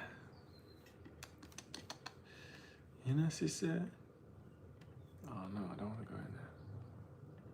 You hear me? I said no. Wait, it looks like chat being pushed. I wouldn't say actor, to be fair. It wasn't really acting. It's all reality TV, innit? So wouldn't even count as acting. They didn't even know it was gonna be so big. It's crazy. Before today's date, and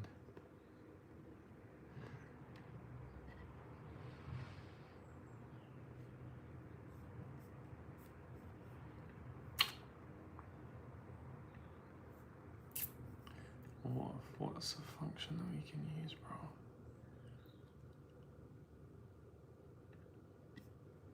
I don't even know, bro. I don't know, but this could help a bit, I think.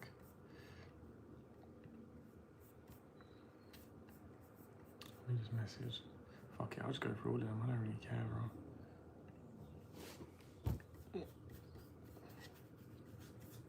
Let me go through all of them, mate. Give people.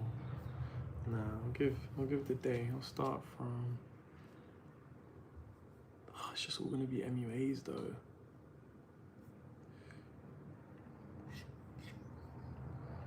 Cool. Messaging everyone, man. Fuck it. Okay, desktop users. Sick. Hey. Que hola. Que vale. Can't be spelling no one's name wrong, boy, because I'm reaching out to a few people.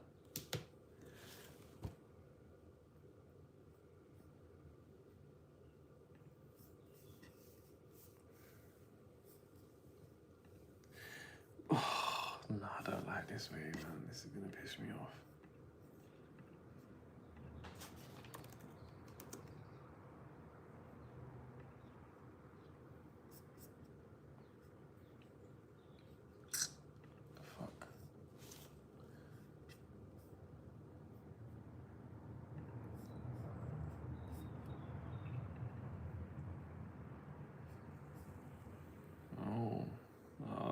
That's not good. No, just deepen it. That don't make no sense. Cool. Need the quick action multi-trigger people.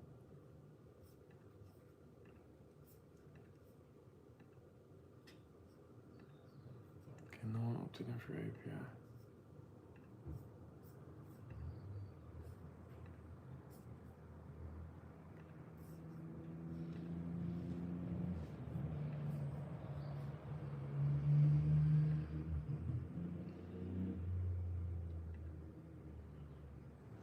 Okay. Don't mind that. Okay.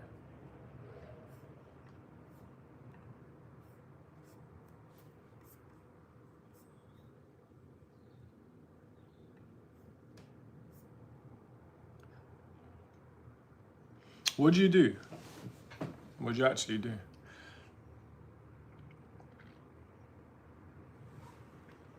Yeah, what do you actually do? Like, what sector or industry? What do you do, man?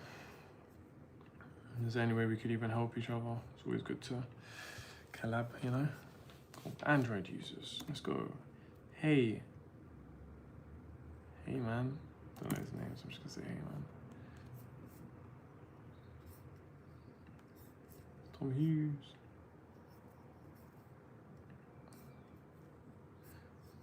Yeah, cool. All of them. Now, if I can just do subscribed, it doesn't do anything.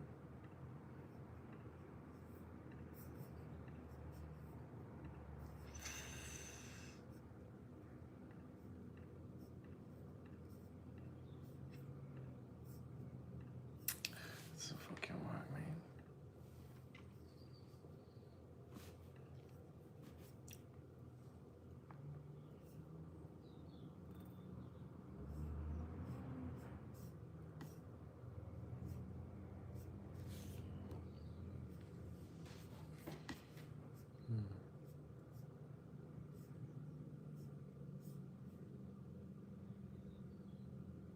Helps on medical equipment, but unfortunately not. Oh, sick, Fez. Nothing wrong with niche area. Have you ever thought about doing content surrounding that, considering it's so niche? Usually niche stuff you can do well because it's very, very easy to find your audience. It could probably translate to a lot of sales for you.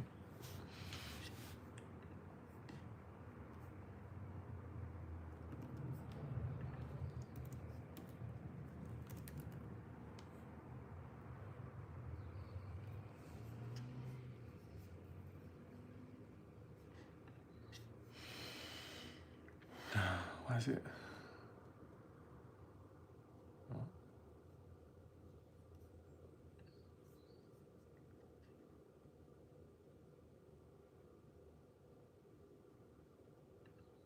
What's this?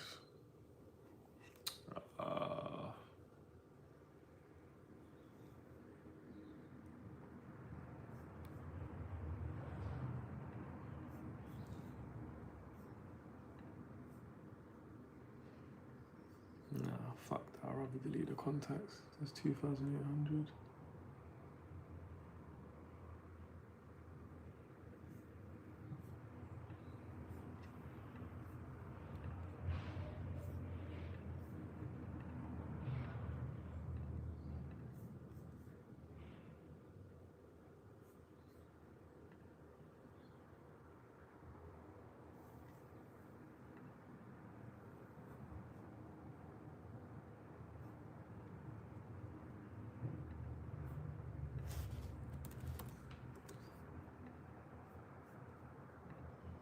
Let me actually check that. I should have checked properly. Cool. What's my contacts? 2817. Let me delete a couple.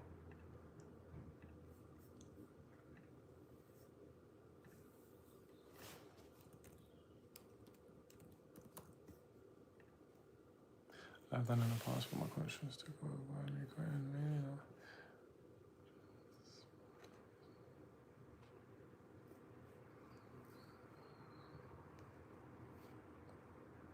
Yeah, it helps a lot, like massively. The parasocial relationships, the trust side of it. There's obviously a lot of people want to do the faceless content and blah, blah, blah. But attaching your face to it, obviously there's risks behind it. But if you want to sell, and if the impact you can have is bigger than the cost of what it is going to be, it's worth doing, man. What was your like apprehensions with showing your face and stuff like that? Or were you just not like confident or used to it, so to speak? Not as bad as you think, man. Once you start doing it, you kind of get used to it. And at the end of the day, a good little tactic I have is just very introverted affairs. Do you know what though? If you see me, yeah, for example, I'm in the middle. I'm probably even extroverted. No, I'm not extroverted, but I'm definitely not introverted. But dealing with the anxiety of like, cool, for example, in the last month, I've done quite a bit well in terms of growing my socials and stuff like that. But I just feel like it's fine because I just stay inside and I'm just in my little bubble. If I was to go out tomorrow, for example, to a party or something now, and now it's loads of the people that I know and they're like, oh, the TikTok guy, like that might make me feel anxious or whatnot. But if you don't really go out anywhere and you stay in your own bubble whilst you're building the content and you don't really tell your friends and family and stuff or don't let them follow you, it's not as bad as you think, man. You're going to be able to go Tesco's and stuff the same, bro, I promise. So you'll be alright, man. Literally. But I do hear what you're saying. It's a bit of a funny one sometimes. I need to work out this thing because I don't want to pay for any more contact. Everything just costs money.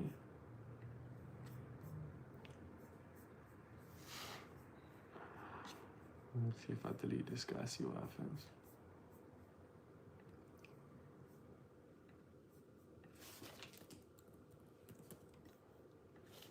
These fucking MUAs, bro. Oh my days. They are killing us. Let's see if that deleted it. No, that's not doing it. Let me see if I can refresh.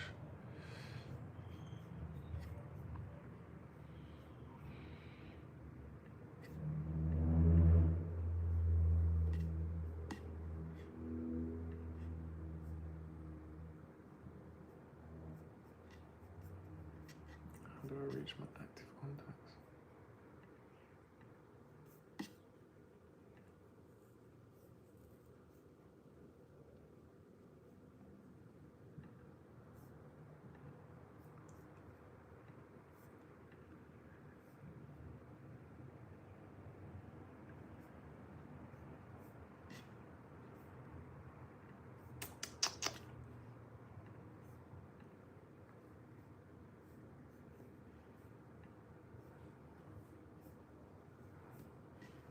Cool, so these man done it through the follow. The same messages that I had. First. Because it's just seeing the same thing review and I was just saying. Yeah, that's why I made a YouTube as well, man, because I hated answering the same questions again and again and again. And I just feel like on short form, you have to repeat a lot more. On YouTube, it's a lot easier to search and find your stuff or watch a video for a long time and it's like, people can, yeah, it's better. So anyone asking me on live, this question, that question, or asking me in real life, oh, how'd you do this, I'm 16, I need help, watch this video, just send them this video, do you know what I mean? So your stuff builds organically and naturally anyway, and it's now, especially with YouTube, it's like a resource that you now have to teach people over time. You make that video once, takes you 20 minutes to make, an hour or two to edit, bam. You now have a resource that you can point and direct people to your questions again and again and again and again and again. And in doing that, it builds your trust. In doing that, it builds your relationship. And yeah, I think the YouTube thing is a no-brainer. I don't know why I didn't do it earlier. I went to try a couple times, but no-brainer, man, no-brainer. So it'll actually help you in the end. But I definitely recommend it. And that's the thing, you don't have to do multiple apps as well. The response I get on Instagram is different to the response I get on TikTok, to the response I get on YouTube. You could have a really good YouTube with 5K subscribers that are just really helping your core niche audience that no one knows about. You know what I'm saying? Like no one would actually see it because they're not going to search what you're searching, what you're making content about. And it's not on socials for your family to see it. So what's told me recently is listening to the recently released Roll DPP. What's that? In terms of music? Or is that an ep? Is in that episode? Let me know, man, let me know.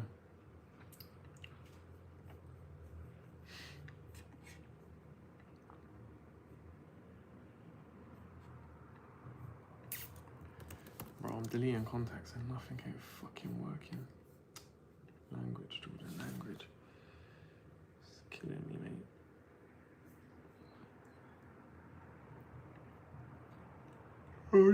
Oh, them lot. No, I know who they are, I just wasn't sure if that's actually what you meant or if he was referencing something I didn't realise.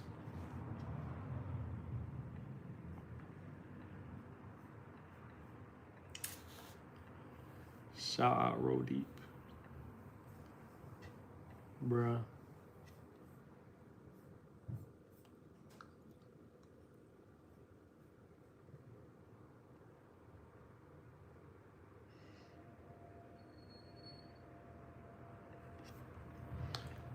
expensive, man. Many chat is just taking my fucking money, bro.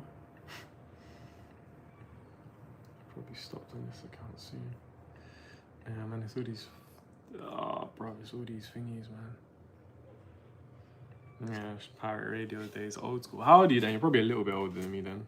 You're still into like Graham and Roddy, probably like early 30s.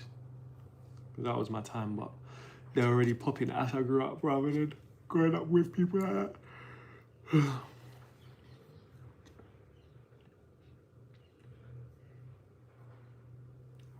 this.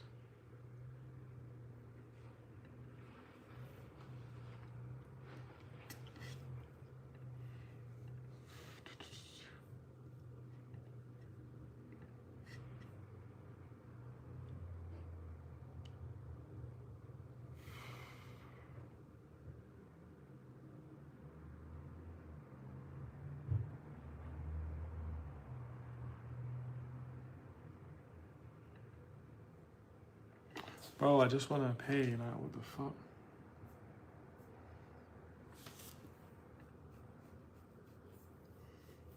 Why are they doing that? No, I'm not paying, man. Fuck that. This needs to work. Let me help. Let me get help.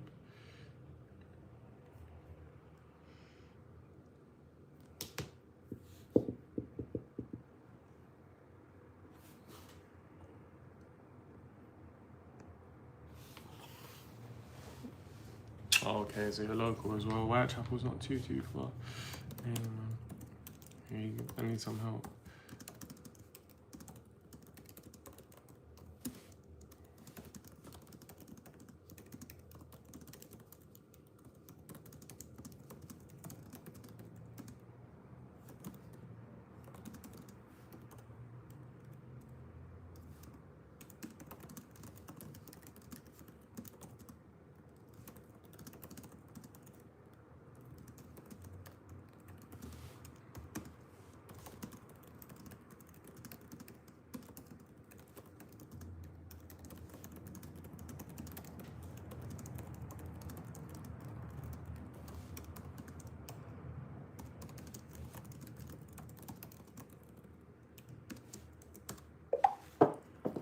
Funny enough, I'm Northern as well. Oh, when you say Northern, what do you mean? Let me guess.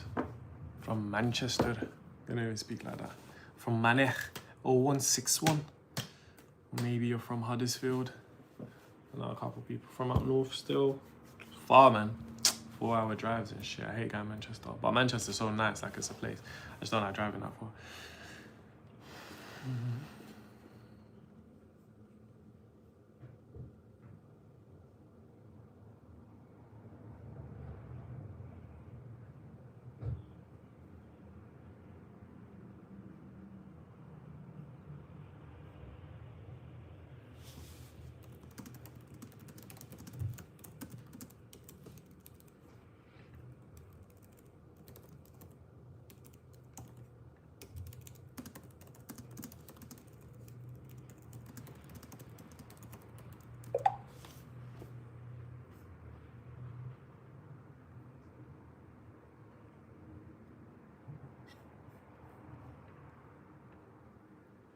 Lancashire. Oh, okay, cool. And fun enough, that's where Yasmin went uni, for everyone that loves off the Educating East End. I was thinking, why do I know that place? But yeah.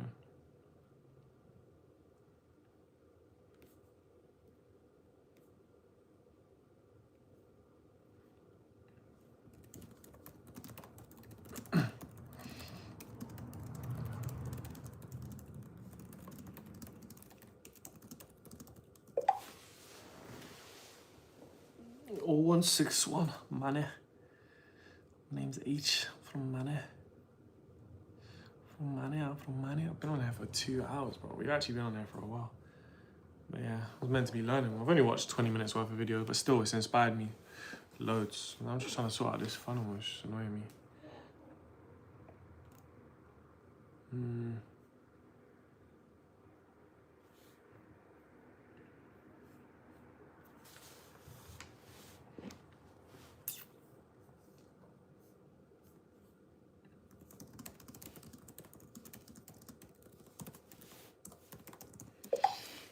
I hate, you know what I really hate? How you doing? How you doing, Jamie Hughes? You alright? Doing okay, man. Do you know what I really hate? I hate these live chats nowadays. Like, I just want to speak to a human, bro. Like, they rarely ever do more than an FAQ does to sort out an issue that I have. If I'm speaking to live chat, it's usually because I need to speak to a human. And they're just fucking lazy. Like, it's so annoying, man. One thing that proper grinds my gears at the moment. Proper grinds my gears, mate. I'm trying to sort something out, it's just not letting me. Pissing me off, brother. Pissing me off.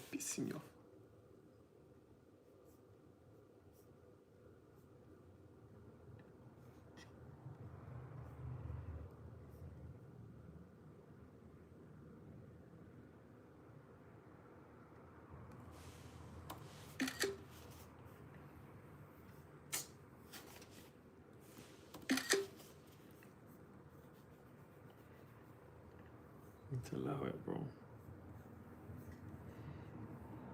Stop trying to ginnels me, man. This is annoying me, bro.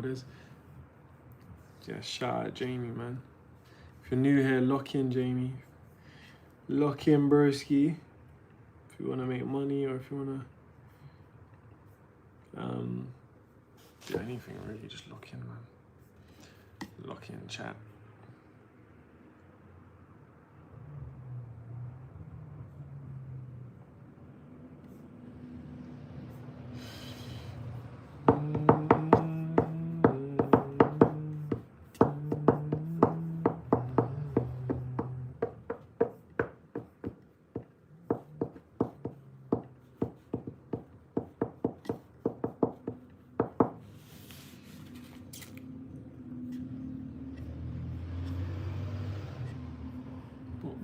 What's up, Puppy Weekend?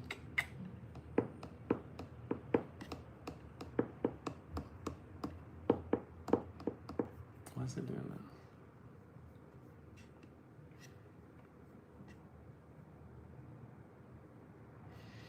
that? Penny, penny, and that is up.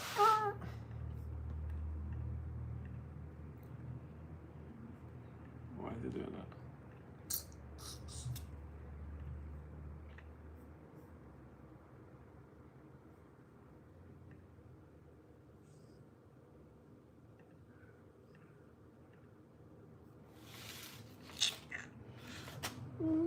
Nice. That boy run like on a Brighton, or at least, yeah, we did, bro. Already subscribed, bro. Thank you, Jamie, man. Shout you out every single time, man. Seriously, I genuinely, one of them people that genuinely appreciate all the support, because I know people don't have to take their time out to do anything, and it means a lot to me.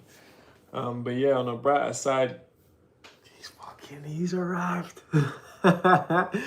He's arrived, and those are actually good goals as well. That's the difference. Obviously, he's scored a few times, but in terms of performance or like goals, not really been good.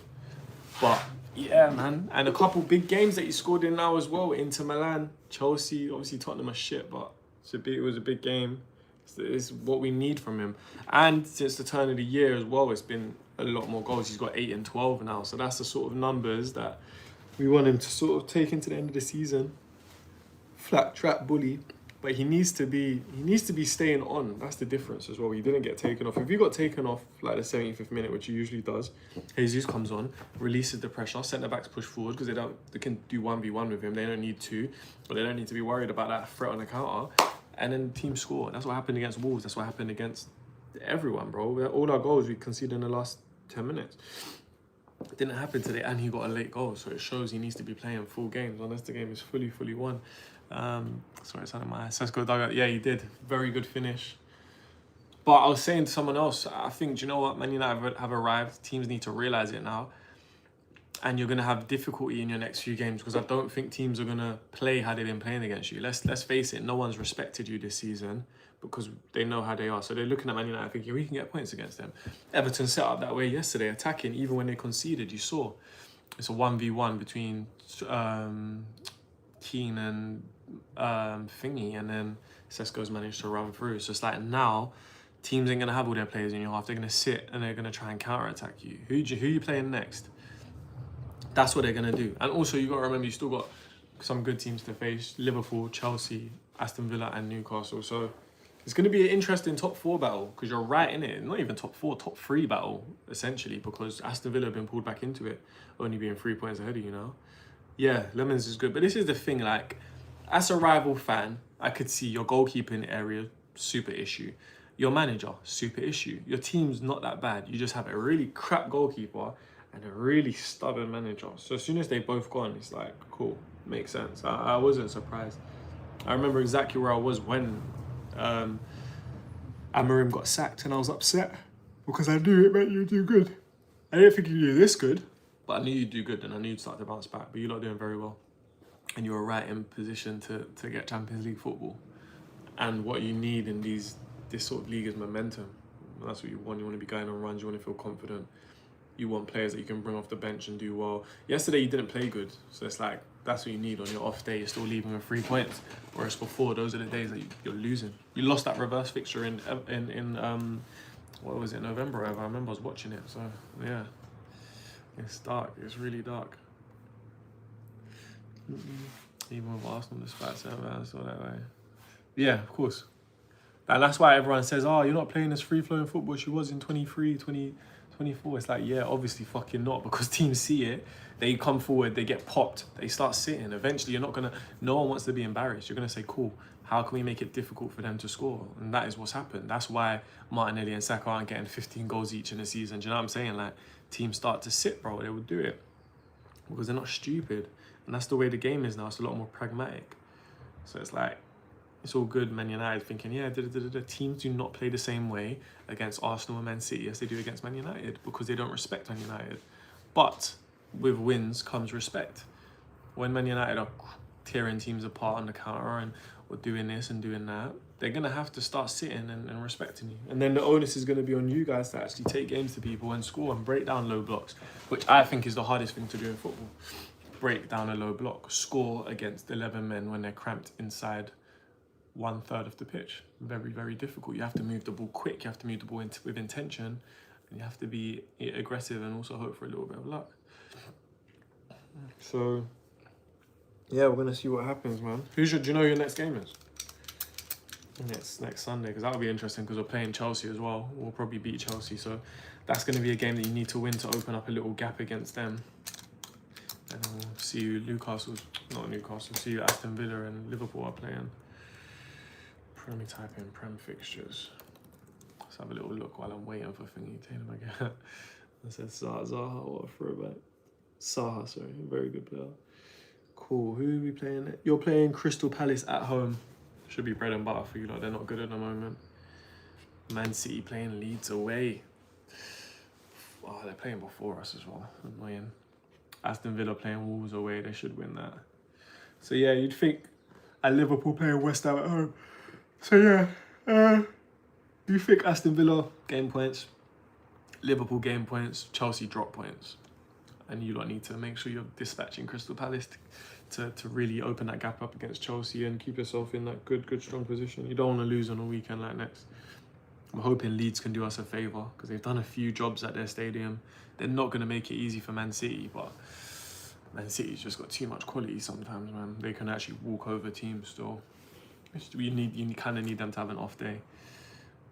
And then the match week after that, you lot are playing St. James. Not even the match week after that, 4th of March. So next Wednesday, you lot are playing Newcastle at St. James Park.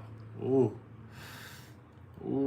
that's going to be it. If you don't win that, then fuck it. Oh, and look, Aston Villa are playing Chelsea that same night. Very, very, very interesting. So that's going to be, that's going to be fun. That's going to be fun. I'm going to see what happens after that. That might just take Chelsea out of the races full on. They might just be done and dusted after that, because if we slap them and Aston Villa slap them, then they're going to be in massive trouble. Yeah, no, Palace are missing Eze, man. Glasner's going to leave anyway. And remember, they lost Gay now as well. They lost Elise a little while back, like, just to feed a club. But no good manager wants that because it just makes your job so difficult. But yeah, we're going to see where. I like the look of that. Oh my days, Chelsea are up against it, boy. They've got to play Arsenal, then Aston Villa away, Arsenal away, Aston Villa away, and then Newcastle at home. That's difficult. But here we go for you lot as well. Newcastle away, and then you got to play Aston Villa at home next as well. So Newcastle, Newcastle, yeah. But I bet you any money Newcastle comes back when Arsenal's when it's time for the Arsenal match, boy. That's exactly what will happen. So that's exactly what will happen. But yeah, that's what and then look, oh my days, no, Chelsea are cooked. In their next 5 games, they have Newcastle, Aston Villa, Arsenal, and Man City. The only decent game that they have is Everton, and even that's away, so it's not going to be easy. They are cooked. That's beautiful to hear. But we don't care about them anyway. We don't care about them anyway. Yeah, well, we've got a cup final as well in between some of these games. I'm deep in it. We'll see what happens anyway, man. We'll see what happens.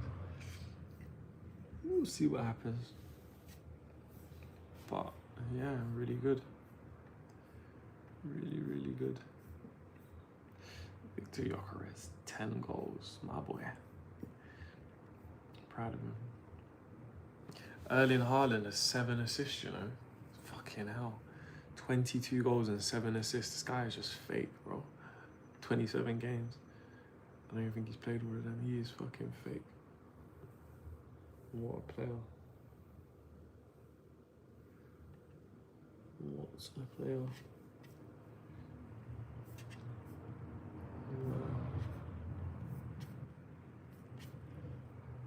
Right, Chelsea are chalked there. Chelsea are pissed.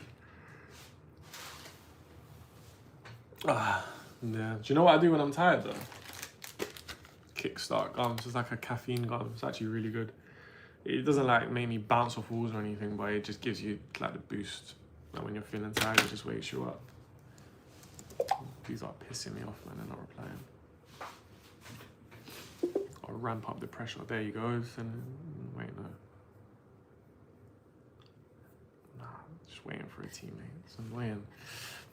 So annoying that you try and do things and then it just stumbles or saying it already in terms of how things are.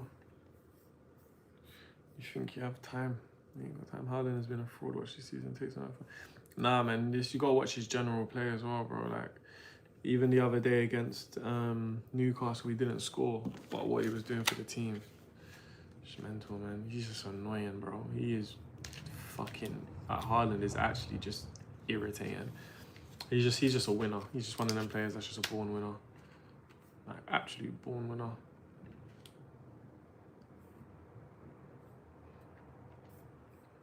Yeah, resume. So why is it doing that then? I ain't paused no automations, bro. I'll pay the extra. Why is it doing that?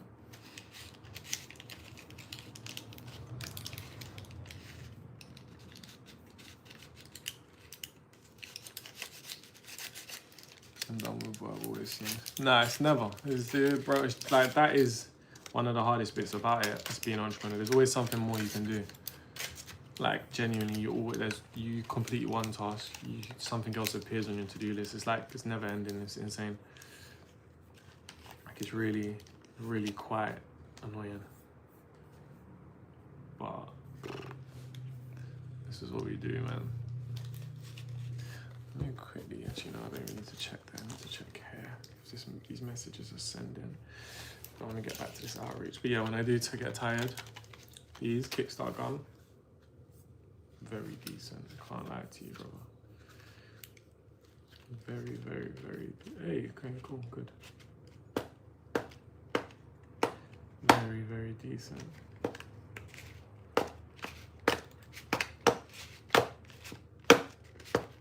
Cool, I'm gonna go crazy on the outreach, man. I have to, it's down to me. Yeah, today I'm gonna stick on this the whole day. Even deeper it was. It's almost 4 o'clock already, been on live for 2 hours, that's good. This is gonna help my watch hour though. This will probably push me over the threshold to get monetized. I didn't even think of that. But yeah, I just really wanna build some subs. Hopefully people jump on a bit later. But I do want to put all the time into my YouTube because I feel like that would be the best way for me to educating and stuff. Short form is just a bit, it's too annoying. You're too focused on views and shit. Like, I don't really like it. With YouTube, I can actually just be like, oh, do you know what? Calm, like, this is a lot better. This makes me feel much, much better. Alright, cool. Let's send some messages, lad. Let's send some messages, lad. Come on. Cameron, quick reply, start chat. Hey, Cameron.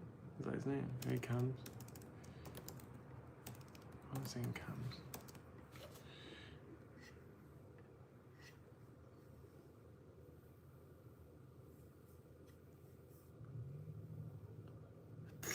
Yeah, I was meant to be going out with a few friends later to like have a, not even a drink, but just have a, let me actually duplicate this tab, sorry. Go like shisha lounge or whatever, but no one's messaged me. Maybe they would. In that mode, but yeah, I'll see if they're me later. But right now, I just felt like I needed to do something to make some progress. It's just so easy to feel like you're not. Like literally, so easy to feel like you're not. Let me message this one. I'm just messaging everyone, mate.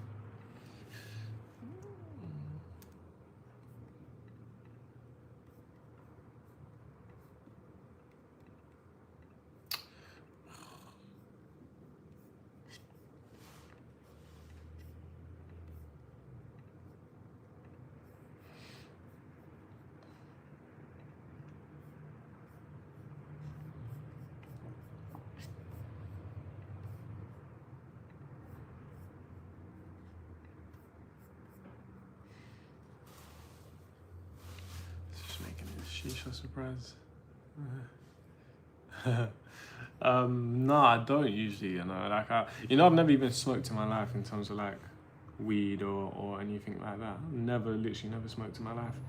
But yeah, it's just like lounges in it. Lounges are alright. Yeah, that's what I'm saying. Sometimes it's just eating there. It's just something to do, I guess. But no, I'm not the biggest like shisha fan, not really a smoker. I'm not really a drinker either. I'll do it on occasion, don't get me wrong. I'm not like super against it or anything. It's just, yeah, if I'm gonna get drunk, I'm actually drinking to get drunk. Like, I hate drinking to just like for no reason. It's not fun to me. Alcohol doesn't taste nice, so it's much more means to an end type thing. So much MUAs, man. Fucking hell. They have flooded our account.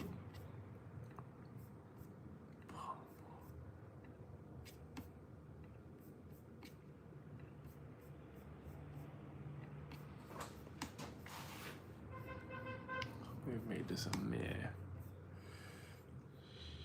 Ah, the man then.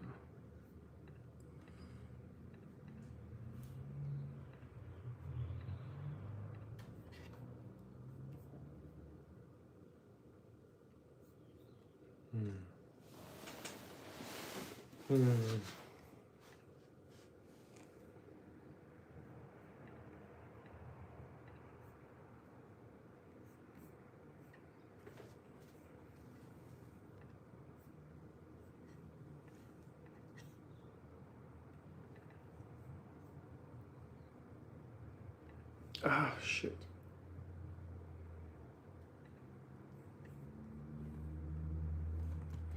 A lot of people are Android users, isn't it? Where I'm looking on my thing now. Pairs of them are just Android users. It's not really making sense.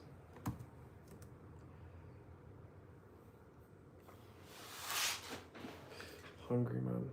Might make some food in a second. Cool. Messaging everyone. Let's go. Who's calling my phone? Who's calling that shit? Who's calling my phone? Who's calling that shit? Who's calling my phone? Who's calling that shit? Is it? Is it Keisha? Is it? Is it? What a function! What a function! I feel right now. I feel like I need to be on. Crazy. It's mad though that people like stream the whole day. Like some people just sit on live the whole day. The only difference is now they be playing games, or it's like I'm working. That's why I feel like I might as well do it. Because people actually just do it all day. There's nothing really wrong with it. It's like you can actually have good conversations and stuff about it. Like we've actually been, I'd even go as far as to say we've been co-working together today. Like you might as well, bro. Shows people the day in the life. And then there's more interesting days than this as well, but this is still something.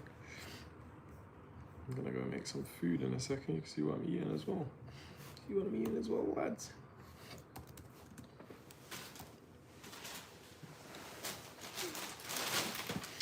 Eat some food while I watch another video. Research the best many chat functions.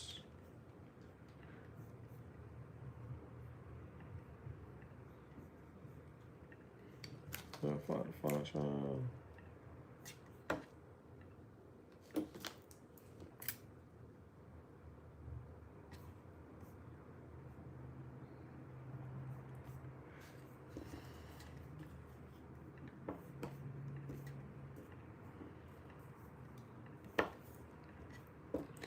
Is it easy? That guy say I was paying.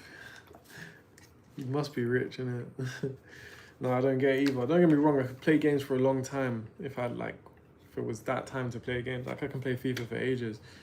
Just as a grown-up, I don't see how people have much time to play games. Like, I genuinely have no time to play games, bro. My PS5 collects dust. Like, I play it once every week. Funny enough, yesterday was one of the first times I played it in ages. But there's just no time, like, man, it's just too busy. And I genuinely don't get how you have so much time that people can play every day. Obviously, I get it to a degree, maybe like an hour if you set your time for a day or whatever. Because I play chess, for example. So I play chess on my phone. But I can't even that. Like, I have to block it sometimes because if I play it for too long, it's like, do you know what I'm saying? I'm cooked. So I just don't get how people can play those sort of games. Like, you can't even play on the move as well, by the way. Like, mental to me. Mental.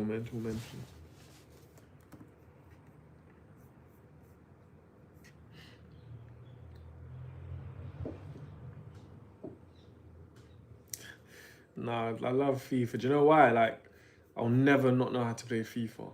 There's other games where it's like you play them and you kind of need to be warm to play them. So like Warzone, you can't just not play Warzone for 2 years, come back and play it and be good at it. Like, it's just never gonna happen. There's just too much layers to the game. Same thing with like Fortnite or something. Certain games I played, went to prison, come out, I'm shit at them now, you know what I'm saying? FIFA, no matter what happens, no matter how long I don't play it for, where I understand football and I just understand the game and it's just like a simple game, I can always play it. Always. That's why I always have FIFA. It's just something to do if I'm ever bored. And it's like a gara, like I'll never not be able to play FIFA.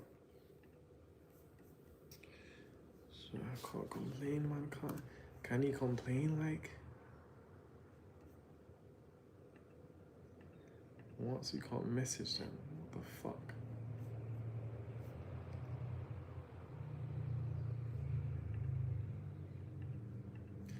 Are you taking a piss?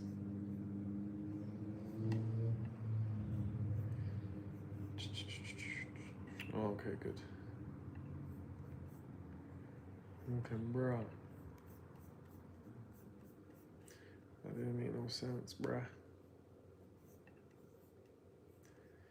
Follow you around with many songs.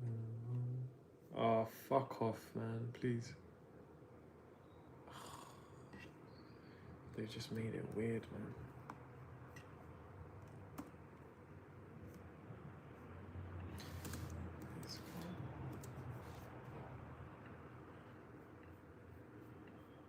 That might actually be better. That might actually be better what I've just done.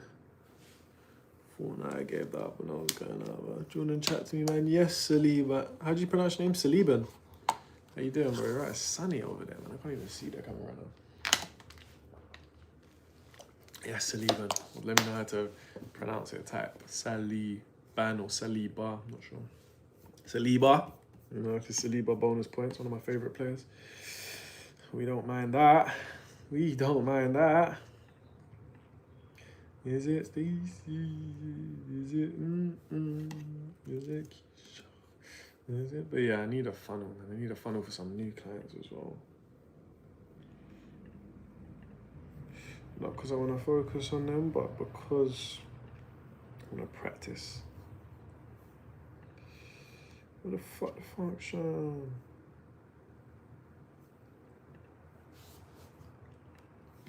I feel right now, I feel like I need to be, I don't know. What you got for Scranner's meal prep? Oh, I thought you never asked, mate. I thought you never asked. Simple one. Oh, shit. Yeah, simple one today. Little meal, man. I can't lie. It won't be the only thing that I eat. It's because I said I might be going out later. So literally just a bit of chicken and rice. You know, mum's good old home cooking. Yeah, a bit of barbecue chicken and rice. I'm actually going to warm it up now. Take you out for a little walk around the shop quick. Fuck it. Because I'm hungry. Need that little boost, man. Need that little boost. So as you can see, we're in the FMF content studios. You know. That's why my background's always blue, because I just sit there under the lights. Most of the lights are out right now because we've got 3 jobs on and they needed some of the lights for it, so I couldn't argue. And then in here we've got storage space. But you can see most of the lights are out. See a couple of my little friends up there. You know, good old mannequins. Yeah, just loads of stuff. Pyrotechnics and batteries and just, yeah, all the bells and whistles, man. All the bells and whistles, guys. But a good little bit of scran here. Can he complain, lad? Can he complain? Why I, man? Told you I'm a northern lad as well. Used to watch Geordie Shore all the time. I used to have a fridge in here. What happened to it? The fuck? Where'd it go? Chad must have threw it out. I stole it. I'm pretty sure there's a fridge in here. Oh. Joking, maybe it's in here now. No, the hell? Maybe it's at the back. The microwave's on top of it. Might make sense. Yeah, there it is. I was thinking, bruh. There's actually stuff in there, shock. What the fuck the function? What the fuck the function? Yeah, I feel right now. I feel like I need to be. I don't know. Stop teasing me. Stop teasing me. I need to start bringing my other phone though, because my other phone could be my. I don't know why I didn't even bring it. Stream my other phone and then I can use this one freely. So at least I can reply to certain messages and that, because I've got things going on, mate. I've got things going on. You know what I'm saying? Busy person. I've got people trying to message me and that. This is actually, it's almost 2.5 hours. It's a long stream, boy. YouTube are gonna like me after this, boy. They might start pushing my page out to people.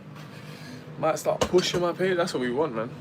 That's what we want. I'm hoping that by doing stuff like this, the algorithm will favor me.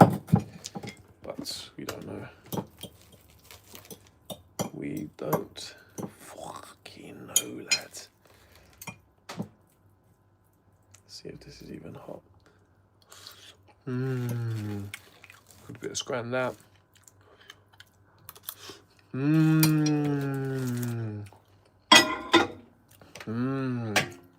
Shout out my mum, man. I started the live. I think she's an amazing woman. Because she is. Very, very, very amazing woman. Always looks after me. That's why. She's got a 6 foot strong lad. He's fed well. You know what I'm saying, mate? He's fed well. He's well looked after.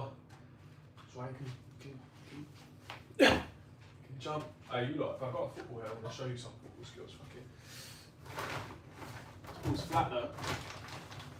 Nah, it's got to be a better one. Keep saying you lot like there's people in there. Can he do kick-ups in Crocs? I have to go to sports mode. Let's see what's going on. This framing's not bad though.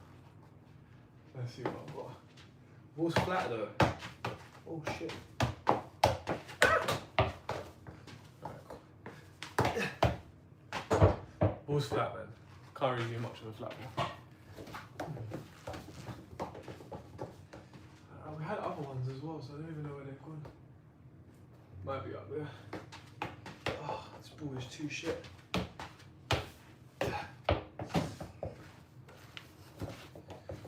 Maybe I'll get scouted.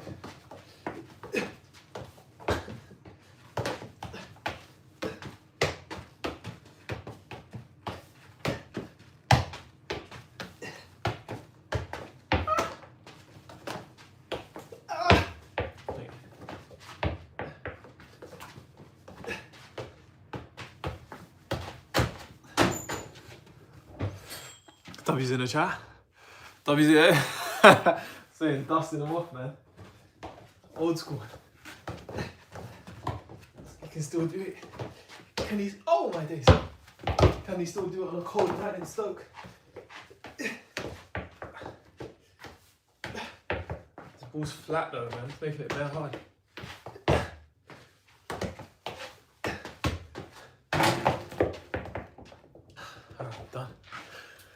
I'm done. Nah, man, ball's flat. If the ball isn't flat, I could actually show you like a little something still. But I've still got it. I just need, my fitness is just poor. Look, I'm all breathing heavy and shit. L's in the chat. L's in the chat for yours. But yeah, nah, man. I don't know where the good footballs are gone. We actually had bears. But I can still play. I can still do a thing or two. I'm saying still step up on a Saturday and show him a bit of wax. Where's the balls though? Because we had multiple. Shit, I just realised there's something I need to do. I can't be fucked. So I'm saying having no motivation is not good because you just buff things off. Oh well. Nah, I gotta prove a point, Greg. He's done, I'm not washed. You can be washed, I'm not washed, bro. Hey, I'm not washed, bro. Stuck my frame in, alright, cool. Alright, cool. Watch this.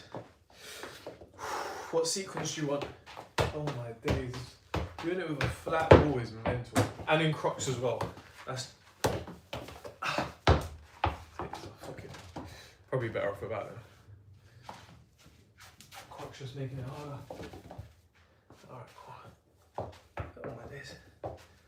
Yeah. Without the Crocs it's easier to be fair.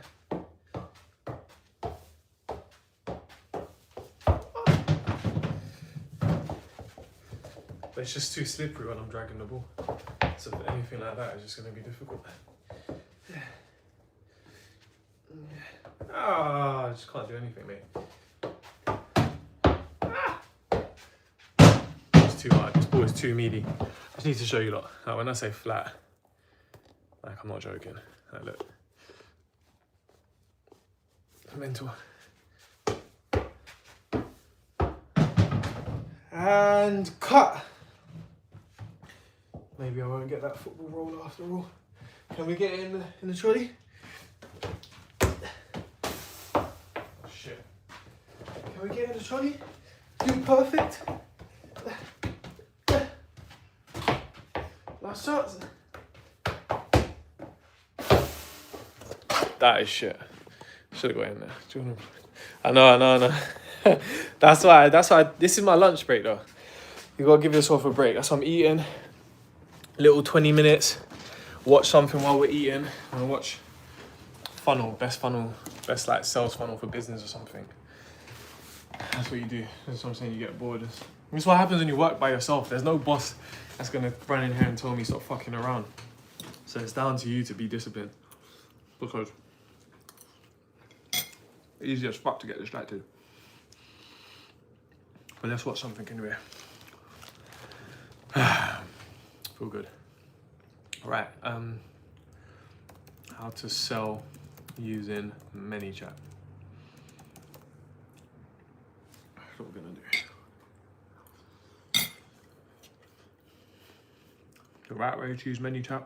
I took my Instagram story views from this to this. and I'm going to show you exactly how you can do the same. Go to ManyChat and sign up with a free account. We just hit ManyChat 2.5 hours. so there's W's no in need the to worry chat, about man. getting shadow banned. Then you're going to go over to automation. ManyChat is by far the most powerful social media tool for 2025, but a lot of people are only using this in the most basic way, sending out links when they could be collecting emails, phone numbers, and a bunch of different information from their leads. Even if you have nothing to sell, you should be collecting all this information. So I'm going to walk you through automations from basic to more advanced, and even show you how you can bring in some make automations to really step up your ManyChat game for 2025. There will be different chapters throughout this video. Let's get right into it. I personally have collected over 10,000 emails from ManyChat and over 6,000 emails from a single automation. It has single-handedly brought me in tens of thousands of dollars from the conversations I've started with leads and then ended up closing those on different products. So starting off here, you can see exactly where I was talking about. I got over 6,000 emails from a single flow, and I'm going to walk you through in this video how we can make a flow very similar to this. And this is so people would download a freebie from me, and then I would collect their email in return. I know all this might look a little complicated, but I promise you once we walk through it, it's going to be pretty simple. Something I want to mention right now is obviously you can watch this video and you can go through all the steps. I'm going to walk you through it, but me and my team do set up ManyChat automations from basic to advanced for people like realtors, content creators, coaches, consultants, anything in between. If you want to check that out, there is going to be a link in the description. But again, I'm going to walk through some ones you can implement on your own in the video as well right now. So we're going to start off by clicking new automation, and we're just going to start from scratch. So a couple different ways you can do this. You can go ahead, start a new trigger, and then we can say, hey, if somebody comments on a post, somebody replies your story, if they send you a message, comment on your live, any of these different options we can start it off with. It doesn't really matter what you choose because it's going to be the same process regardless, but let's just go with someone comments on your post. Now we are going to select if we want it to be a specific reel, all poster reels, or the next poster reel.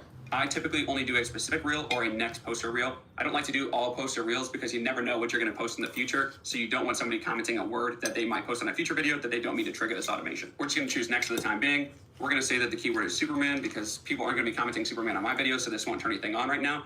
But you want to make this something that somebody is going to comment. So if you see at the end of the video somebody saying, hey, comment the word guide and I'll send over my free guide, they're going to set up their keyword as guide. I'm going to click continue here, and then it'll give you some automated messages here that you will reply with. You can make these whatever you want here, or you can turn them off. I'm just going to go ahead and turn it off for this video right now, but I would suggest doing something there. You could say, hey, did you see that? Hey, make sure you're following so you can get the message, or you can just say something along the lines of headed your way. Boom. Now that we've got that set up, we can go through and do the most basic one. So let's say you say, comment the word guide to get my free guide. You can say, here's the guide, exclamation point, and then you can go ahead and add a link here, right? So I'm just going to go test.com, but you can send them to wherever you want to send it to. This could be, your website. It could be a landing page. It could be Gumroad. It could be kids. It could be whatever you want it to be, right? It could be a YouTube video here, right? So think of the possibilities with this. You can send somebody to a booking page. You can send somebody off platform to maybe a YouTube video that you're talking about. That's something that I do consistently in my videos. You can send them to a home listing if you're a realtor. You can send them to a free workout plan if you're a fitness coach, right? The possibilities are endless with just this one basic automation, but this is where a lot of people stop. They don't do anything past this, right? They just have these buttons and that's all that they have, right? Now, something you can do here, now let's say you have multiple guides, or you have, let's say you're a fitness coach and you have, an upper body freebie that you have and a lower body freebie. Well, you can go in here, add a tag, and then you can say add tag, and then you can say upper body, right? Boom, we're gonna just create that tag because obviously I don't have it, and boom. So now anybody who clicks this button, is interested in the upper body freebie. And the reason this is important is because you can now go into the live chat here, and then you could filter it by a condition, add a tag. You can filter it by upper body. So now, obviously, I don't have anyone who's messaged me that, but you can now look at anyone who had, you can now, this button, is interested in the upper body freebie. And the reason this is important is because you can now go into the live chat here, and then you could filter it by a condition, add a tag. You can filter it by upper body. So now, obviously, I don't have anyone who's messaged me that, but you can now look at anyone who has interacted with that freebie and you can go follow up with them, right? This is especially powerful if you're sending somebody to a booking page or a paid product page, because you can go follow up with them, ask if they had any issues with the purchase, ask if you want to answer any questions before they go and buy something, or just any general help that they need here. So this is a really simple way to stay on top of the people clicking on these buttons here. Just this simple tagging mechanism is going to already put you ahead of a lot of people using ManyChat because they're not using the tag system at all. They're just letting people come in here and they don't really have any way to keep track of them, and they kind of get lost in the abyss. So yes, you can send people directly to assets, but if you're not actually tagging them properly, they're going to just be lost in the sea of commenters, and you're not really going to be able to interact with them as much as you'd like. So now a bit more advanced here is something like this. We're going to go ahead and delete this. It's going to be the same exact thing, right? Same exact trigger where they comment the word Superman. But now what we're going to go in here and do is text, and we're going to say, are you here for the guide?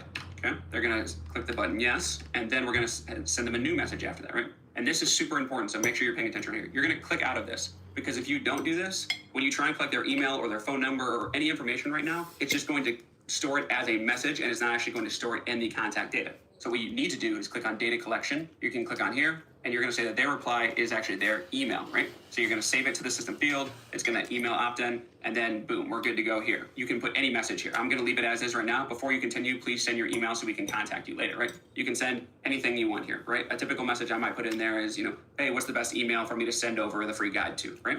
They give that to you. And now what we're going to be able to do is once they do that, I send a message typically like this. I just say, sweet, the email is headed over, but here is the guide so you have it, right? And now you've collected their email, but you want to make sure that they maybe don't, fall off in the minute it's going to maybe take for your email system to go send them that automated email. So you can just go ahead and send them the link in here as well. So now, you have it in the messages that they're going to see right away. And later when they go to their email, they're also going to be able to see it there. So you kind of have two chances for them to actually open it and interact it, right?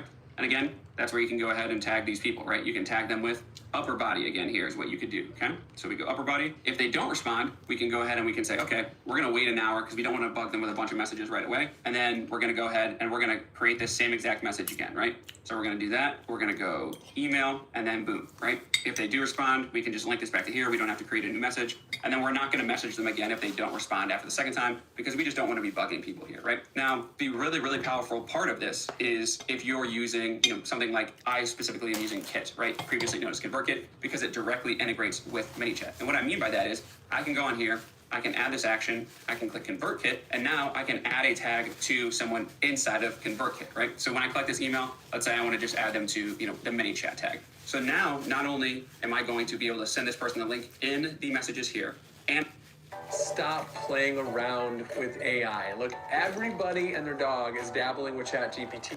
And I'm going to have them tagged properly so I know that they actually care about the upper body stuff. Over on my EMS, so ConvertKit, aka Kit now, they are going to see, okay, this person came in and they got the tag. So now I have their email and I have them tagged properly over there as well. So these two systems are talking to each other. I'll go ahead and just add the same exact thing here for when I go ahead and we ask the second time just in case.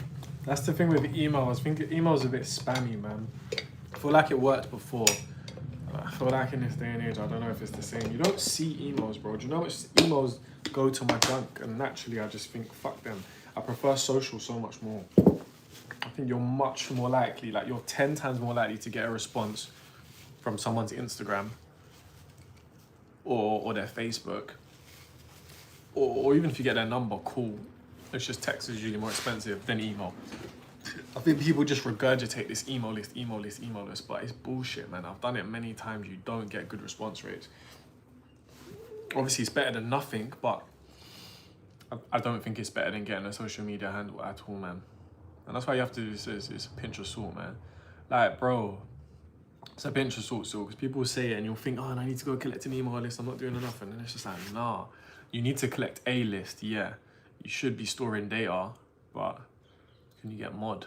What does that mean? So you can join the thing. But yeah, you need to be collecting data, of course, but I don't know about an email, man.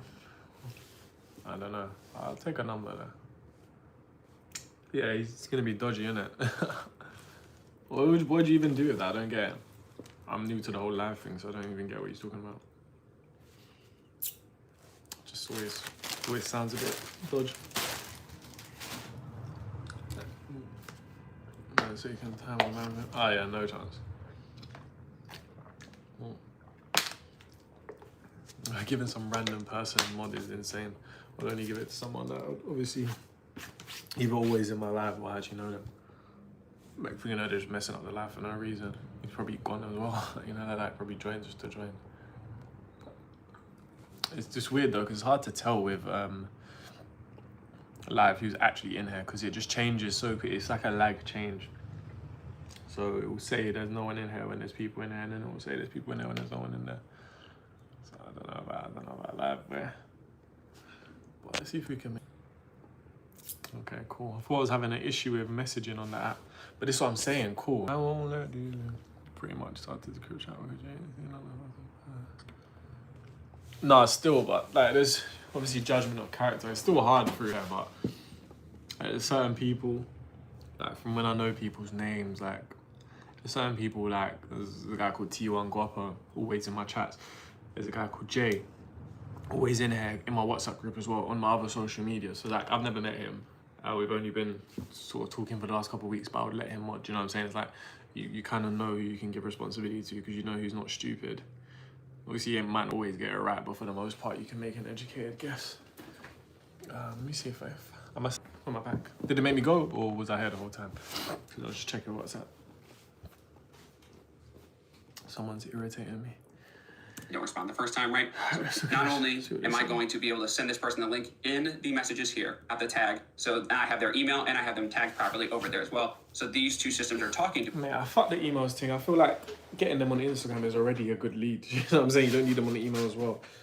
But what I'm thinking is to set up a demo or a call through people following. So I might set up a funnel where it's like they follow, and then a message, instead of sending them to sign up, the message is, hey, do you want to jump on a call or a demo so I can show you Find My Filmmaker, and just selling that, because I feel like that's the best way to get new people. Follow them, get them to the page, and then yeah. And only someone who's serious is really gonna go on a demo, but they might be too scared to do it. So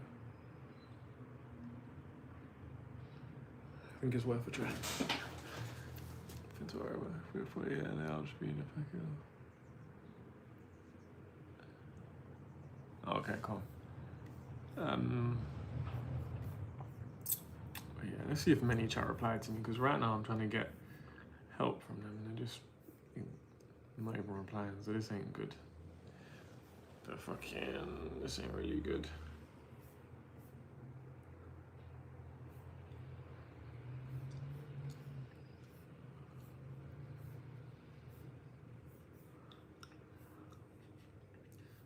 Ugh, some people are just so irritating. I said, hey, said it hasn't got loads of quality jobs.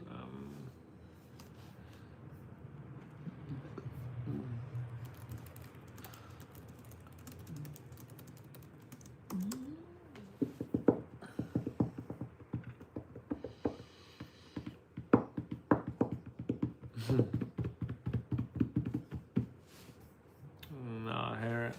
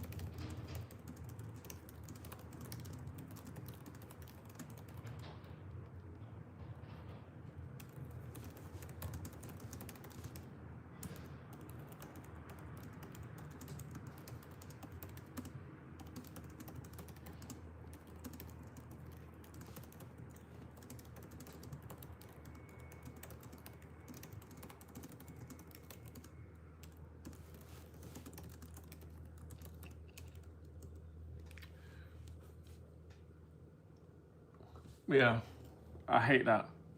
One of my biggest pet peeves as well, just when you're on the phone for ages. HMRC and all them sort of places, love that shit. Gov website, all of them. What they're doing is annoying as well, because like, it's very silly. They paused my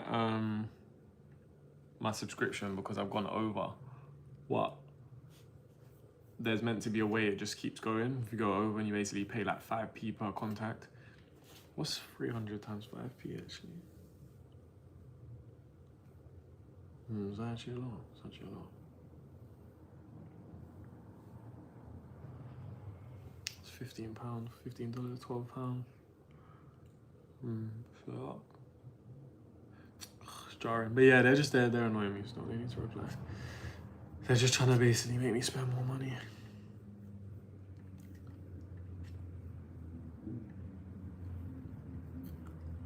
I don't get it. It's confusing me how they're even doing what they're doing. It doesn't make sense.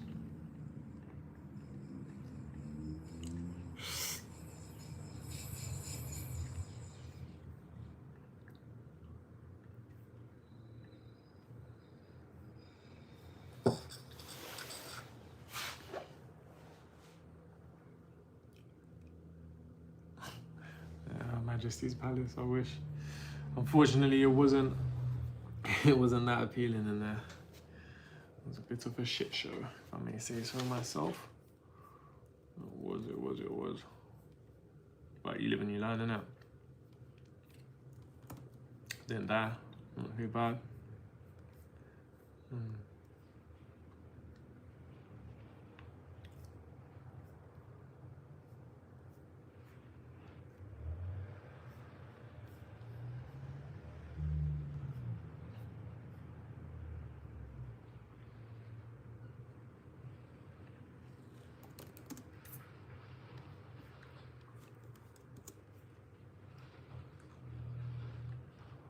What am I gonna do today? Another day, man. Lately, I just feel like I need an outlet, bro. Just been trying to just be locked in. You know when you're doing too much work, or you're just too locked in, it's all a bit boring and a bit mundane. It's just like, I want to do something fun as well, but I don't really have that much fun with things. I find it difficult to have fun when I'm not happy, essentially, where I am in life. And right now, I'm not. So bit of a techie one style. What do you do as an outlet sometimes to make you feel good? Make you feel like you're not working too crazy. I'm getting a couple good responses. Doubt they're converting anyone into paid, but oh, for fuck's sake, idiots. Maybe I shouldn't say that. It's so obvious.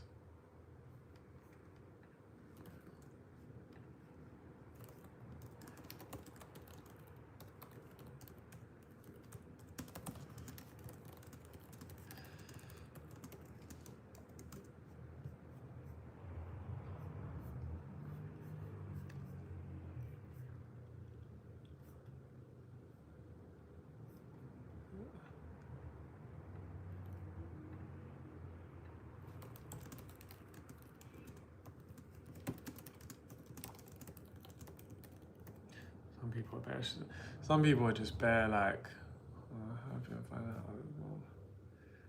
Yeah. Yeah, that's why I try and do the community stuff and talk to people online a bit more as well, because like, it's lonely, man, especially in this entrepreneur world. It's really lonely sometimes. People don't really get it, apart from other entrepreneurs.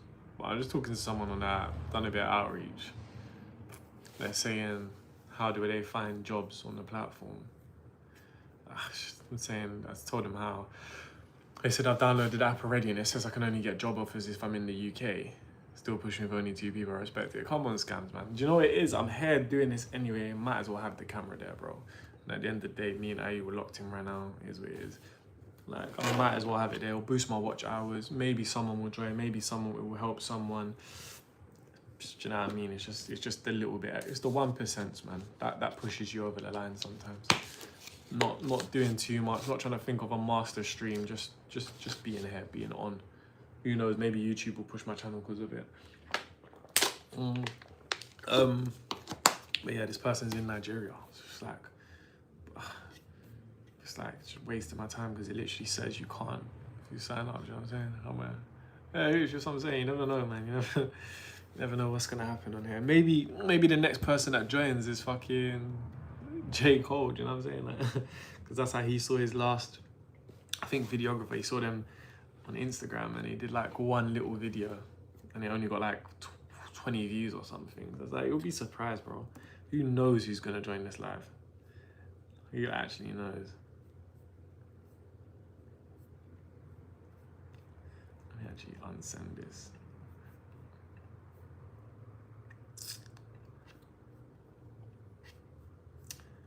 You never know. I said, hi, hey, L.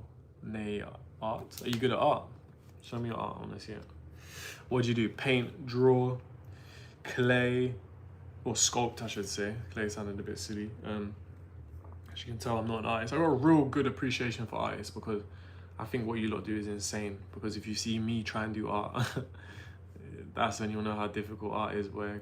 Yeah. mental. Very, very difficult stuff. Very, very difficult stuff, man. Right now, guys, anyone who is in here, it says 3 people, but it always changes, so I don't know. I'm DMing hundreds of people. I have a company and I need to build it, and I need to make sure people are signing up, and I need to make sure people are subbing, and there's only one way to do that, and it's by reaching out to them. So anyone who's clicked a certain link in the last few weeks, I'm just messaging them to check if they actually need any help with signing up, any questions, anything. Because you know what, some people want to chat to you, real appreciation. Some people want to chat to you. It's dark. Some people want to chat to you, but they're just a bit scared to. A little bit scared to, they're a little bit bobbing it off, or they forget the importance of certain things. So you got to go to them. And this is someone I'm going to sell a subscription to, because he looks like someone who'd want a subscription.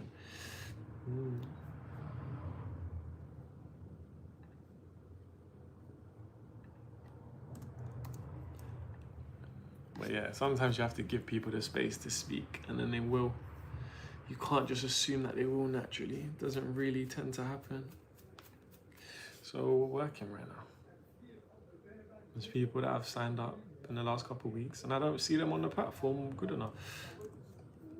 So we need to get them.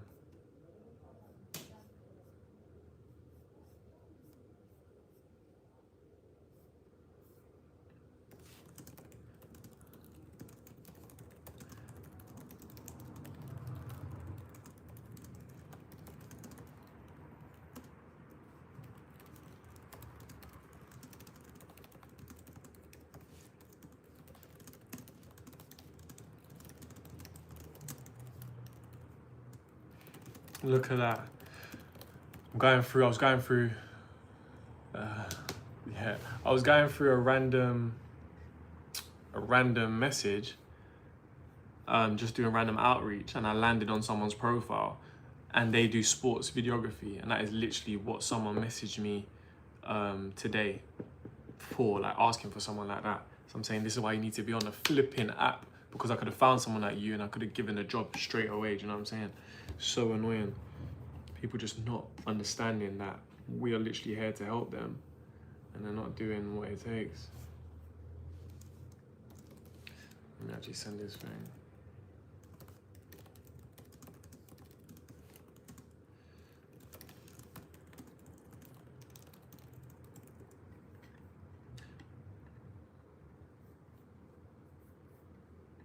What's his name?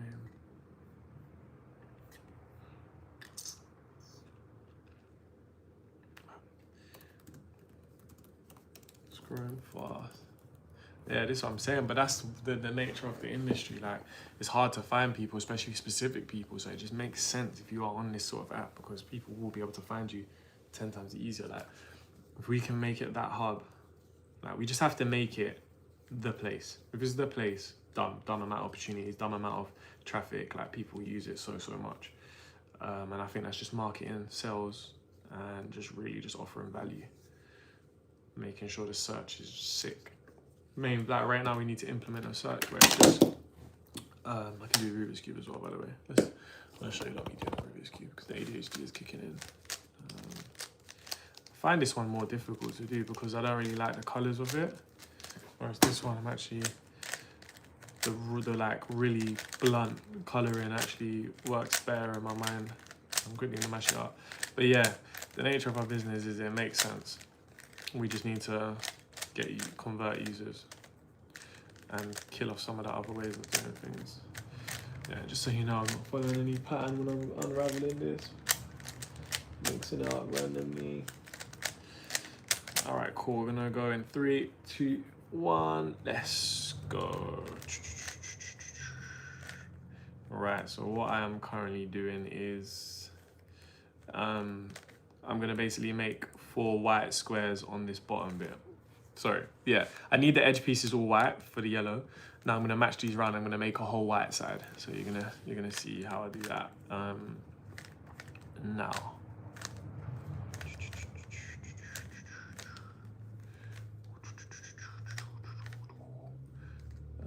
Cool.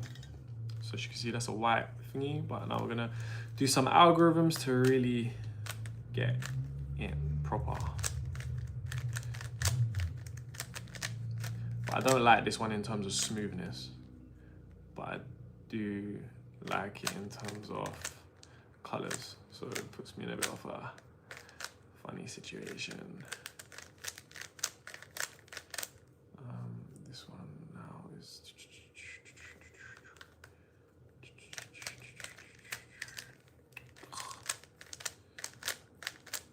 right. Messed it up. No, I haven't. Alright, cool. Maybe I have. Oh, that way. And then that is and that way is that. And that is no. Like, it's gonna be like that, innit? No, but it wouldn't be there. Oh, I messed it up already, boys. I hate when this happens. I've just been so rusty with it lately. But it's okay. We get it right. We'll bring it back. We'll bring it back. This is all it takes. There we go. Just if I was a time trial right now, I'd be absolutely cooked. Why are these only around?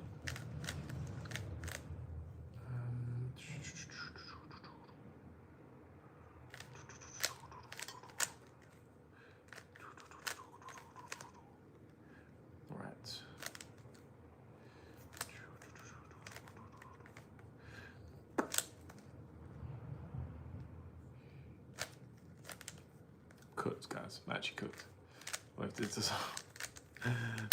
At this rate, I won't have nothing because I keep messing it up lately. I need to go back to the drawing board and remember why I'm messing it up, boy. It's pissing me off. It's just like I just keep having to just do it the long way because I keep making little silly mistakes and I have to go all the way around. And literally to put that one piece in there, look at all that took. Frustrating, but yeah, there you go. White side done.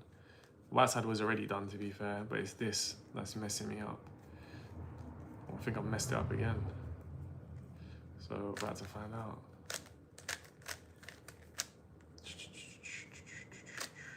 Yeah, messed it up again.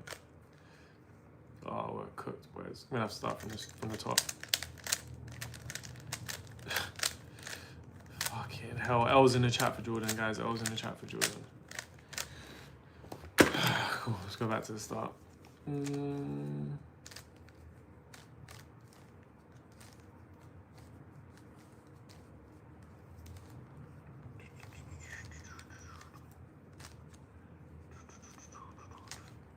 Cool. I'm gonna do this one quicker though. I'll have to, or else no redemption for me, boy.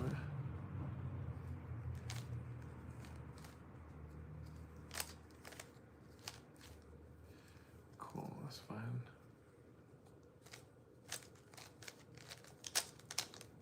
This one's the speed one, so essentially it should actually be faster. But I just keep, I don't even know why, but I keep messing things up.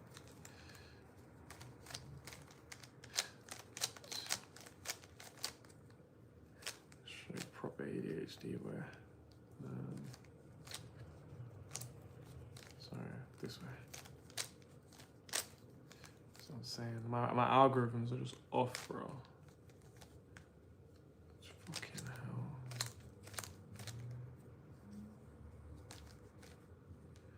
Nah, I'm cooked, man. I can't remember how to do it. My algorithms are so off at the moment.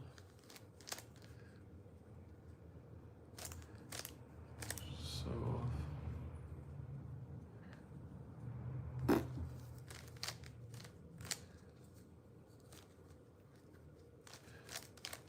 No, I did it. Cool. White side, and then the bottom row is meant to be done. That's what's actually meant to happen. And then we move on to the top row now.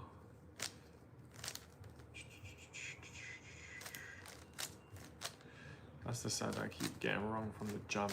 It's pissing me off. But now I've messed up because too much yellow at the top, which is just annoying. It means I need to get you out.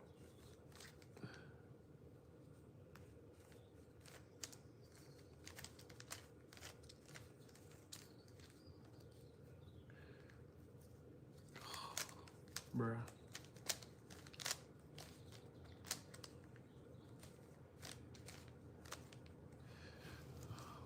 This is what is annoying now.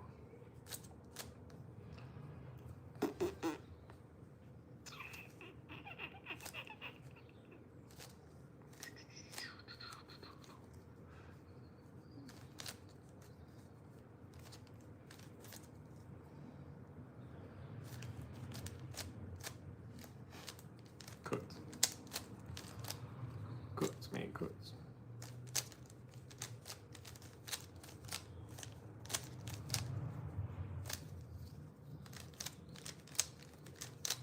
I have to give up.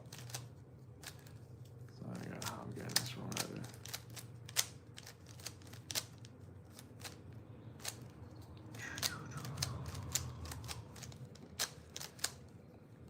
Nope, fucked it. I quit. I quit. That's so embarrassing.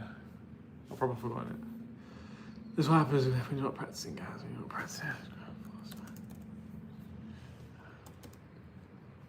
That was 8 minutes of my life, you know.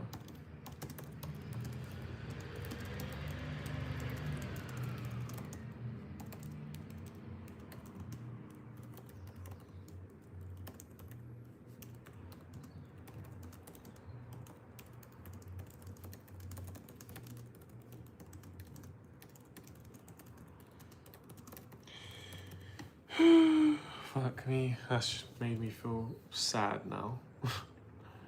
Feel very, very sad. People just air you though, man. This is what I don't like, bro. This is someone I thought would have been good. He just aired me.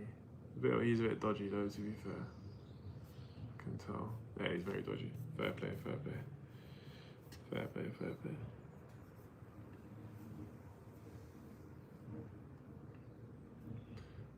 Where am I from, bro?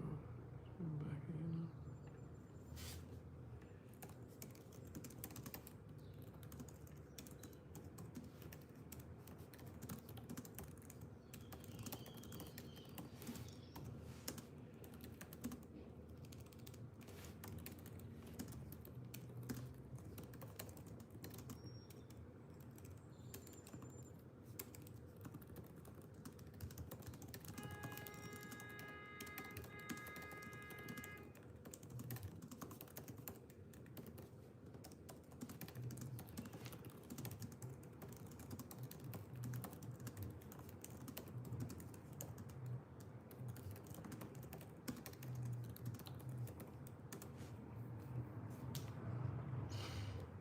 Oh, man. 3 hours, yo. There's just so many messages.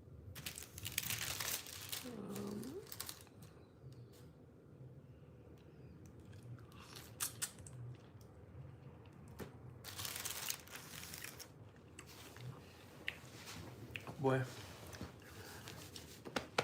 W's in the chat. W's in the chat, man.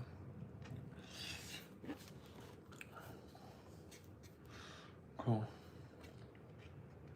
Get back to these messages. Making some progress today. Getting some sort of replies, you know. It's worth it. We'll follow back.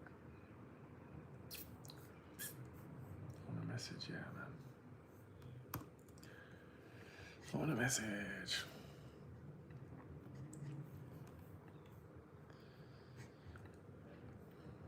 Luis Fernandez, photographer.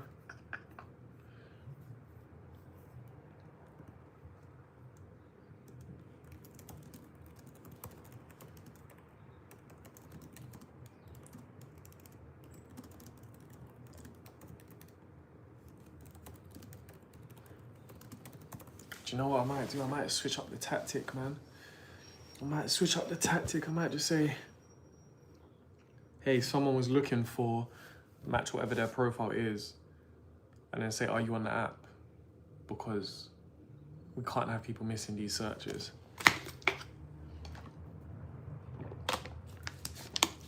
Let me try that for the next 10 messages. Something's gonna click, bro. Something's gonna click. Because that's twice now. I just found another sports photographer. Literally looking for one earlier. Not on that. Do you know what I'm saying? So it's like, this is twice now.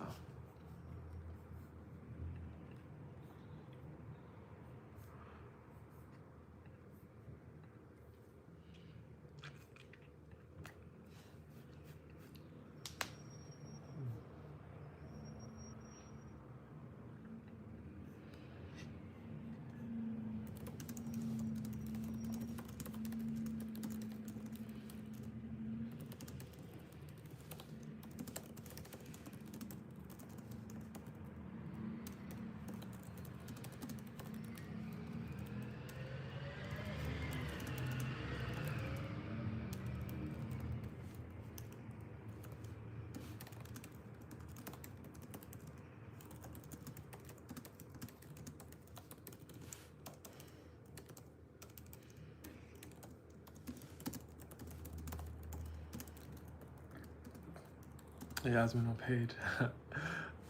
Yasmin was my favourite still. Obviously I like Paige, but I liked Yasmin more after. Yasmin was my dog. Right now I'm just working though, guys, but we're all locked in together. But shout out Ismail for asking the question anyway.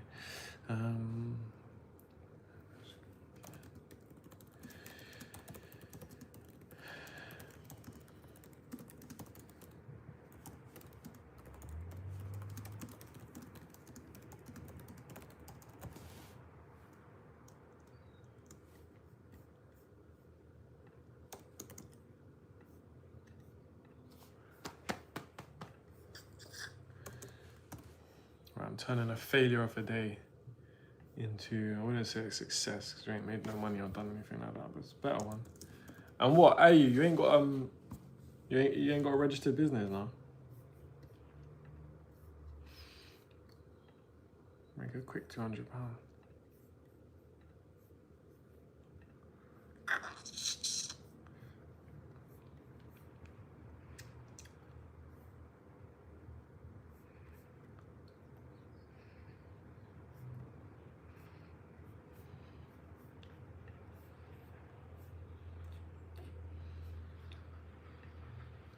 Love them, tender touch them, me forever, every day.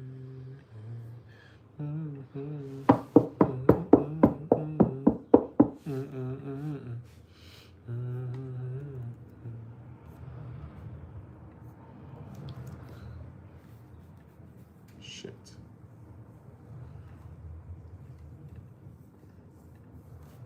Yeah, 1 hour on the yacht. What you ever spent for doing? Love them, then I touch them. That's how I should be saying. Vibes Cartel in the back. What? I'll lock off my live on a copyright thing. Oh, vibes are wicked, man. Still. Hear me, I said now. Hear me, I said. Oh, you lot went gym on Sunday and I'm cooked.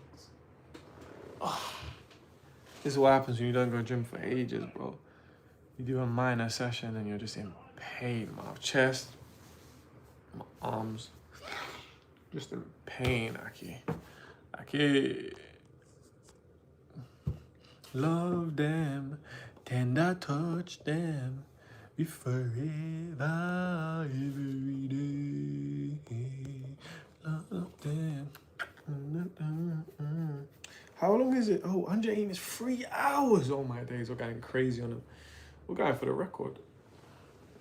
Going for the record, boys and girls. We're going crazy on them. Anyone who's new here, I'm a business owner who is trying to start his business, and I'm trying to show you lot what it looks like. And I want you lot to be a part of the journey so we can do this together, so I feel less lonely and you guys can learn. I think that's a good transaction. But you can let me know what you think as well. You can let me know what you think as well. You can let me know what you think as well. You can let me know if you think is. You can let me know what you think as well. And think as well. Think as well. Let me try a different tactic. Hey, was actually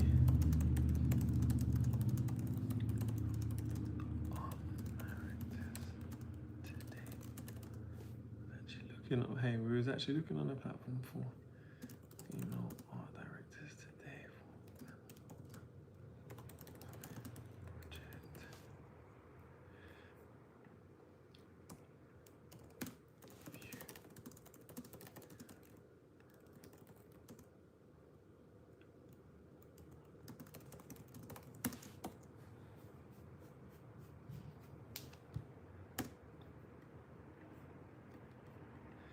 Love them, then I touch them.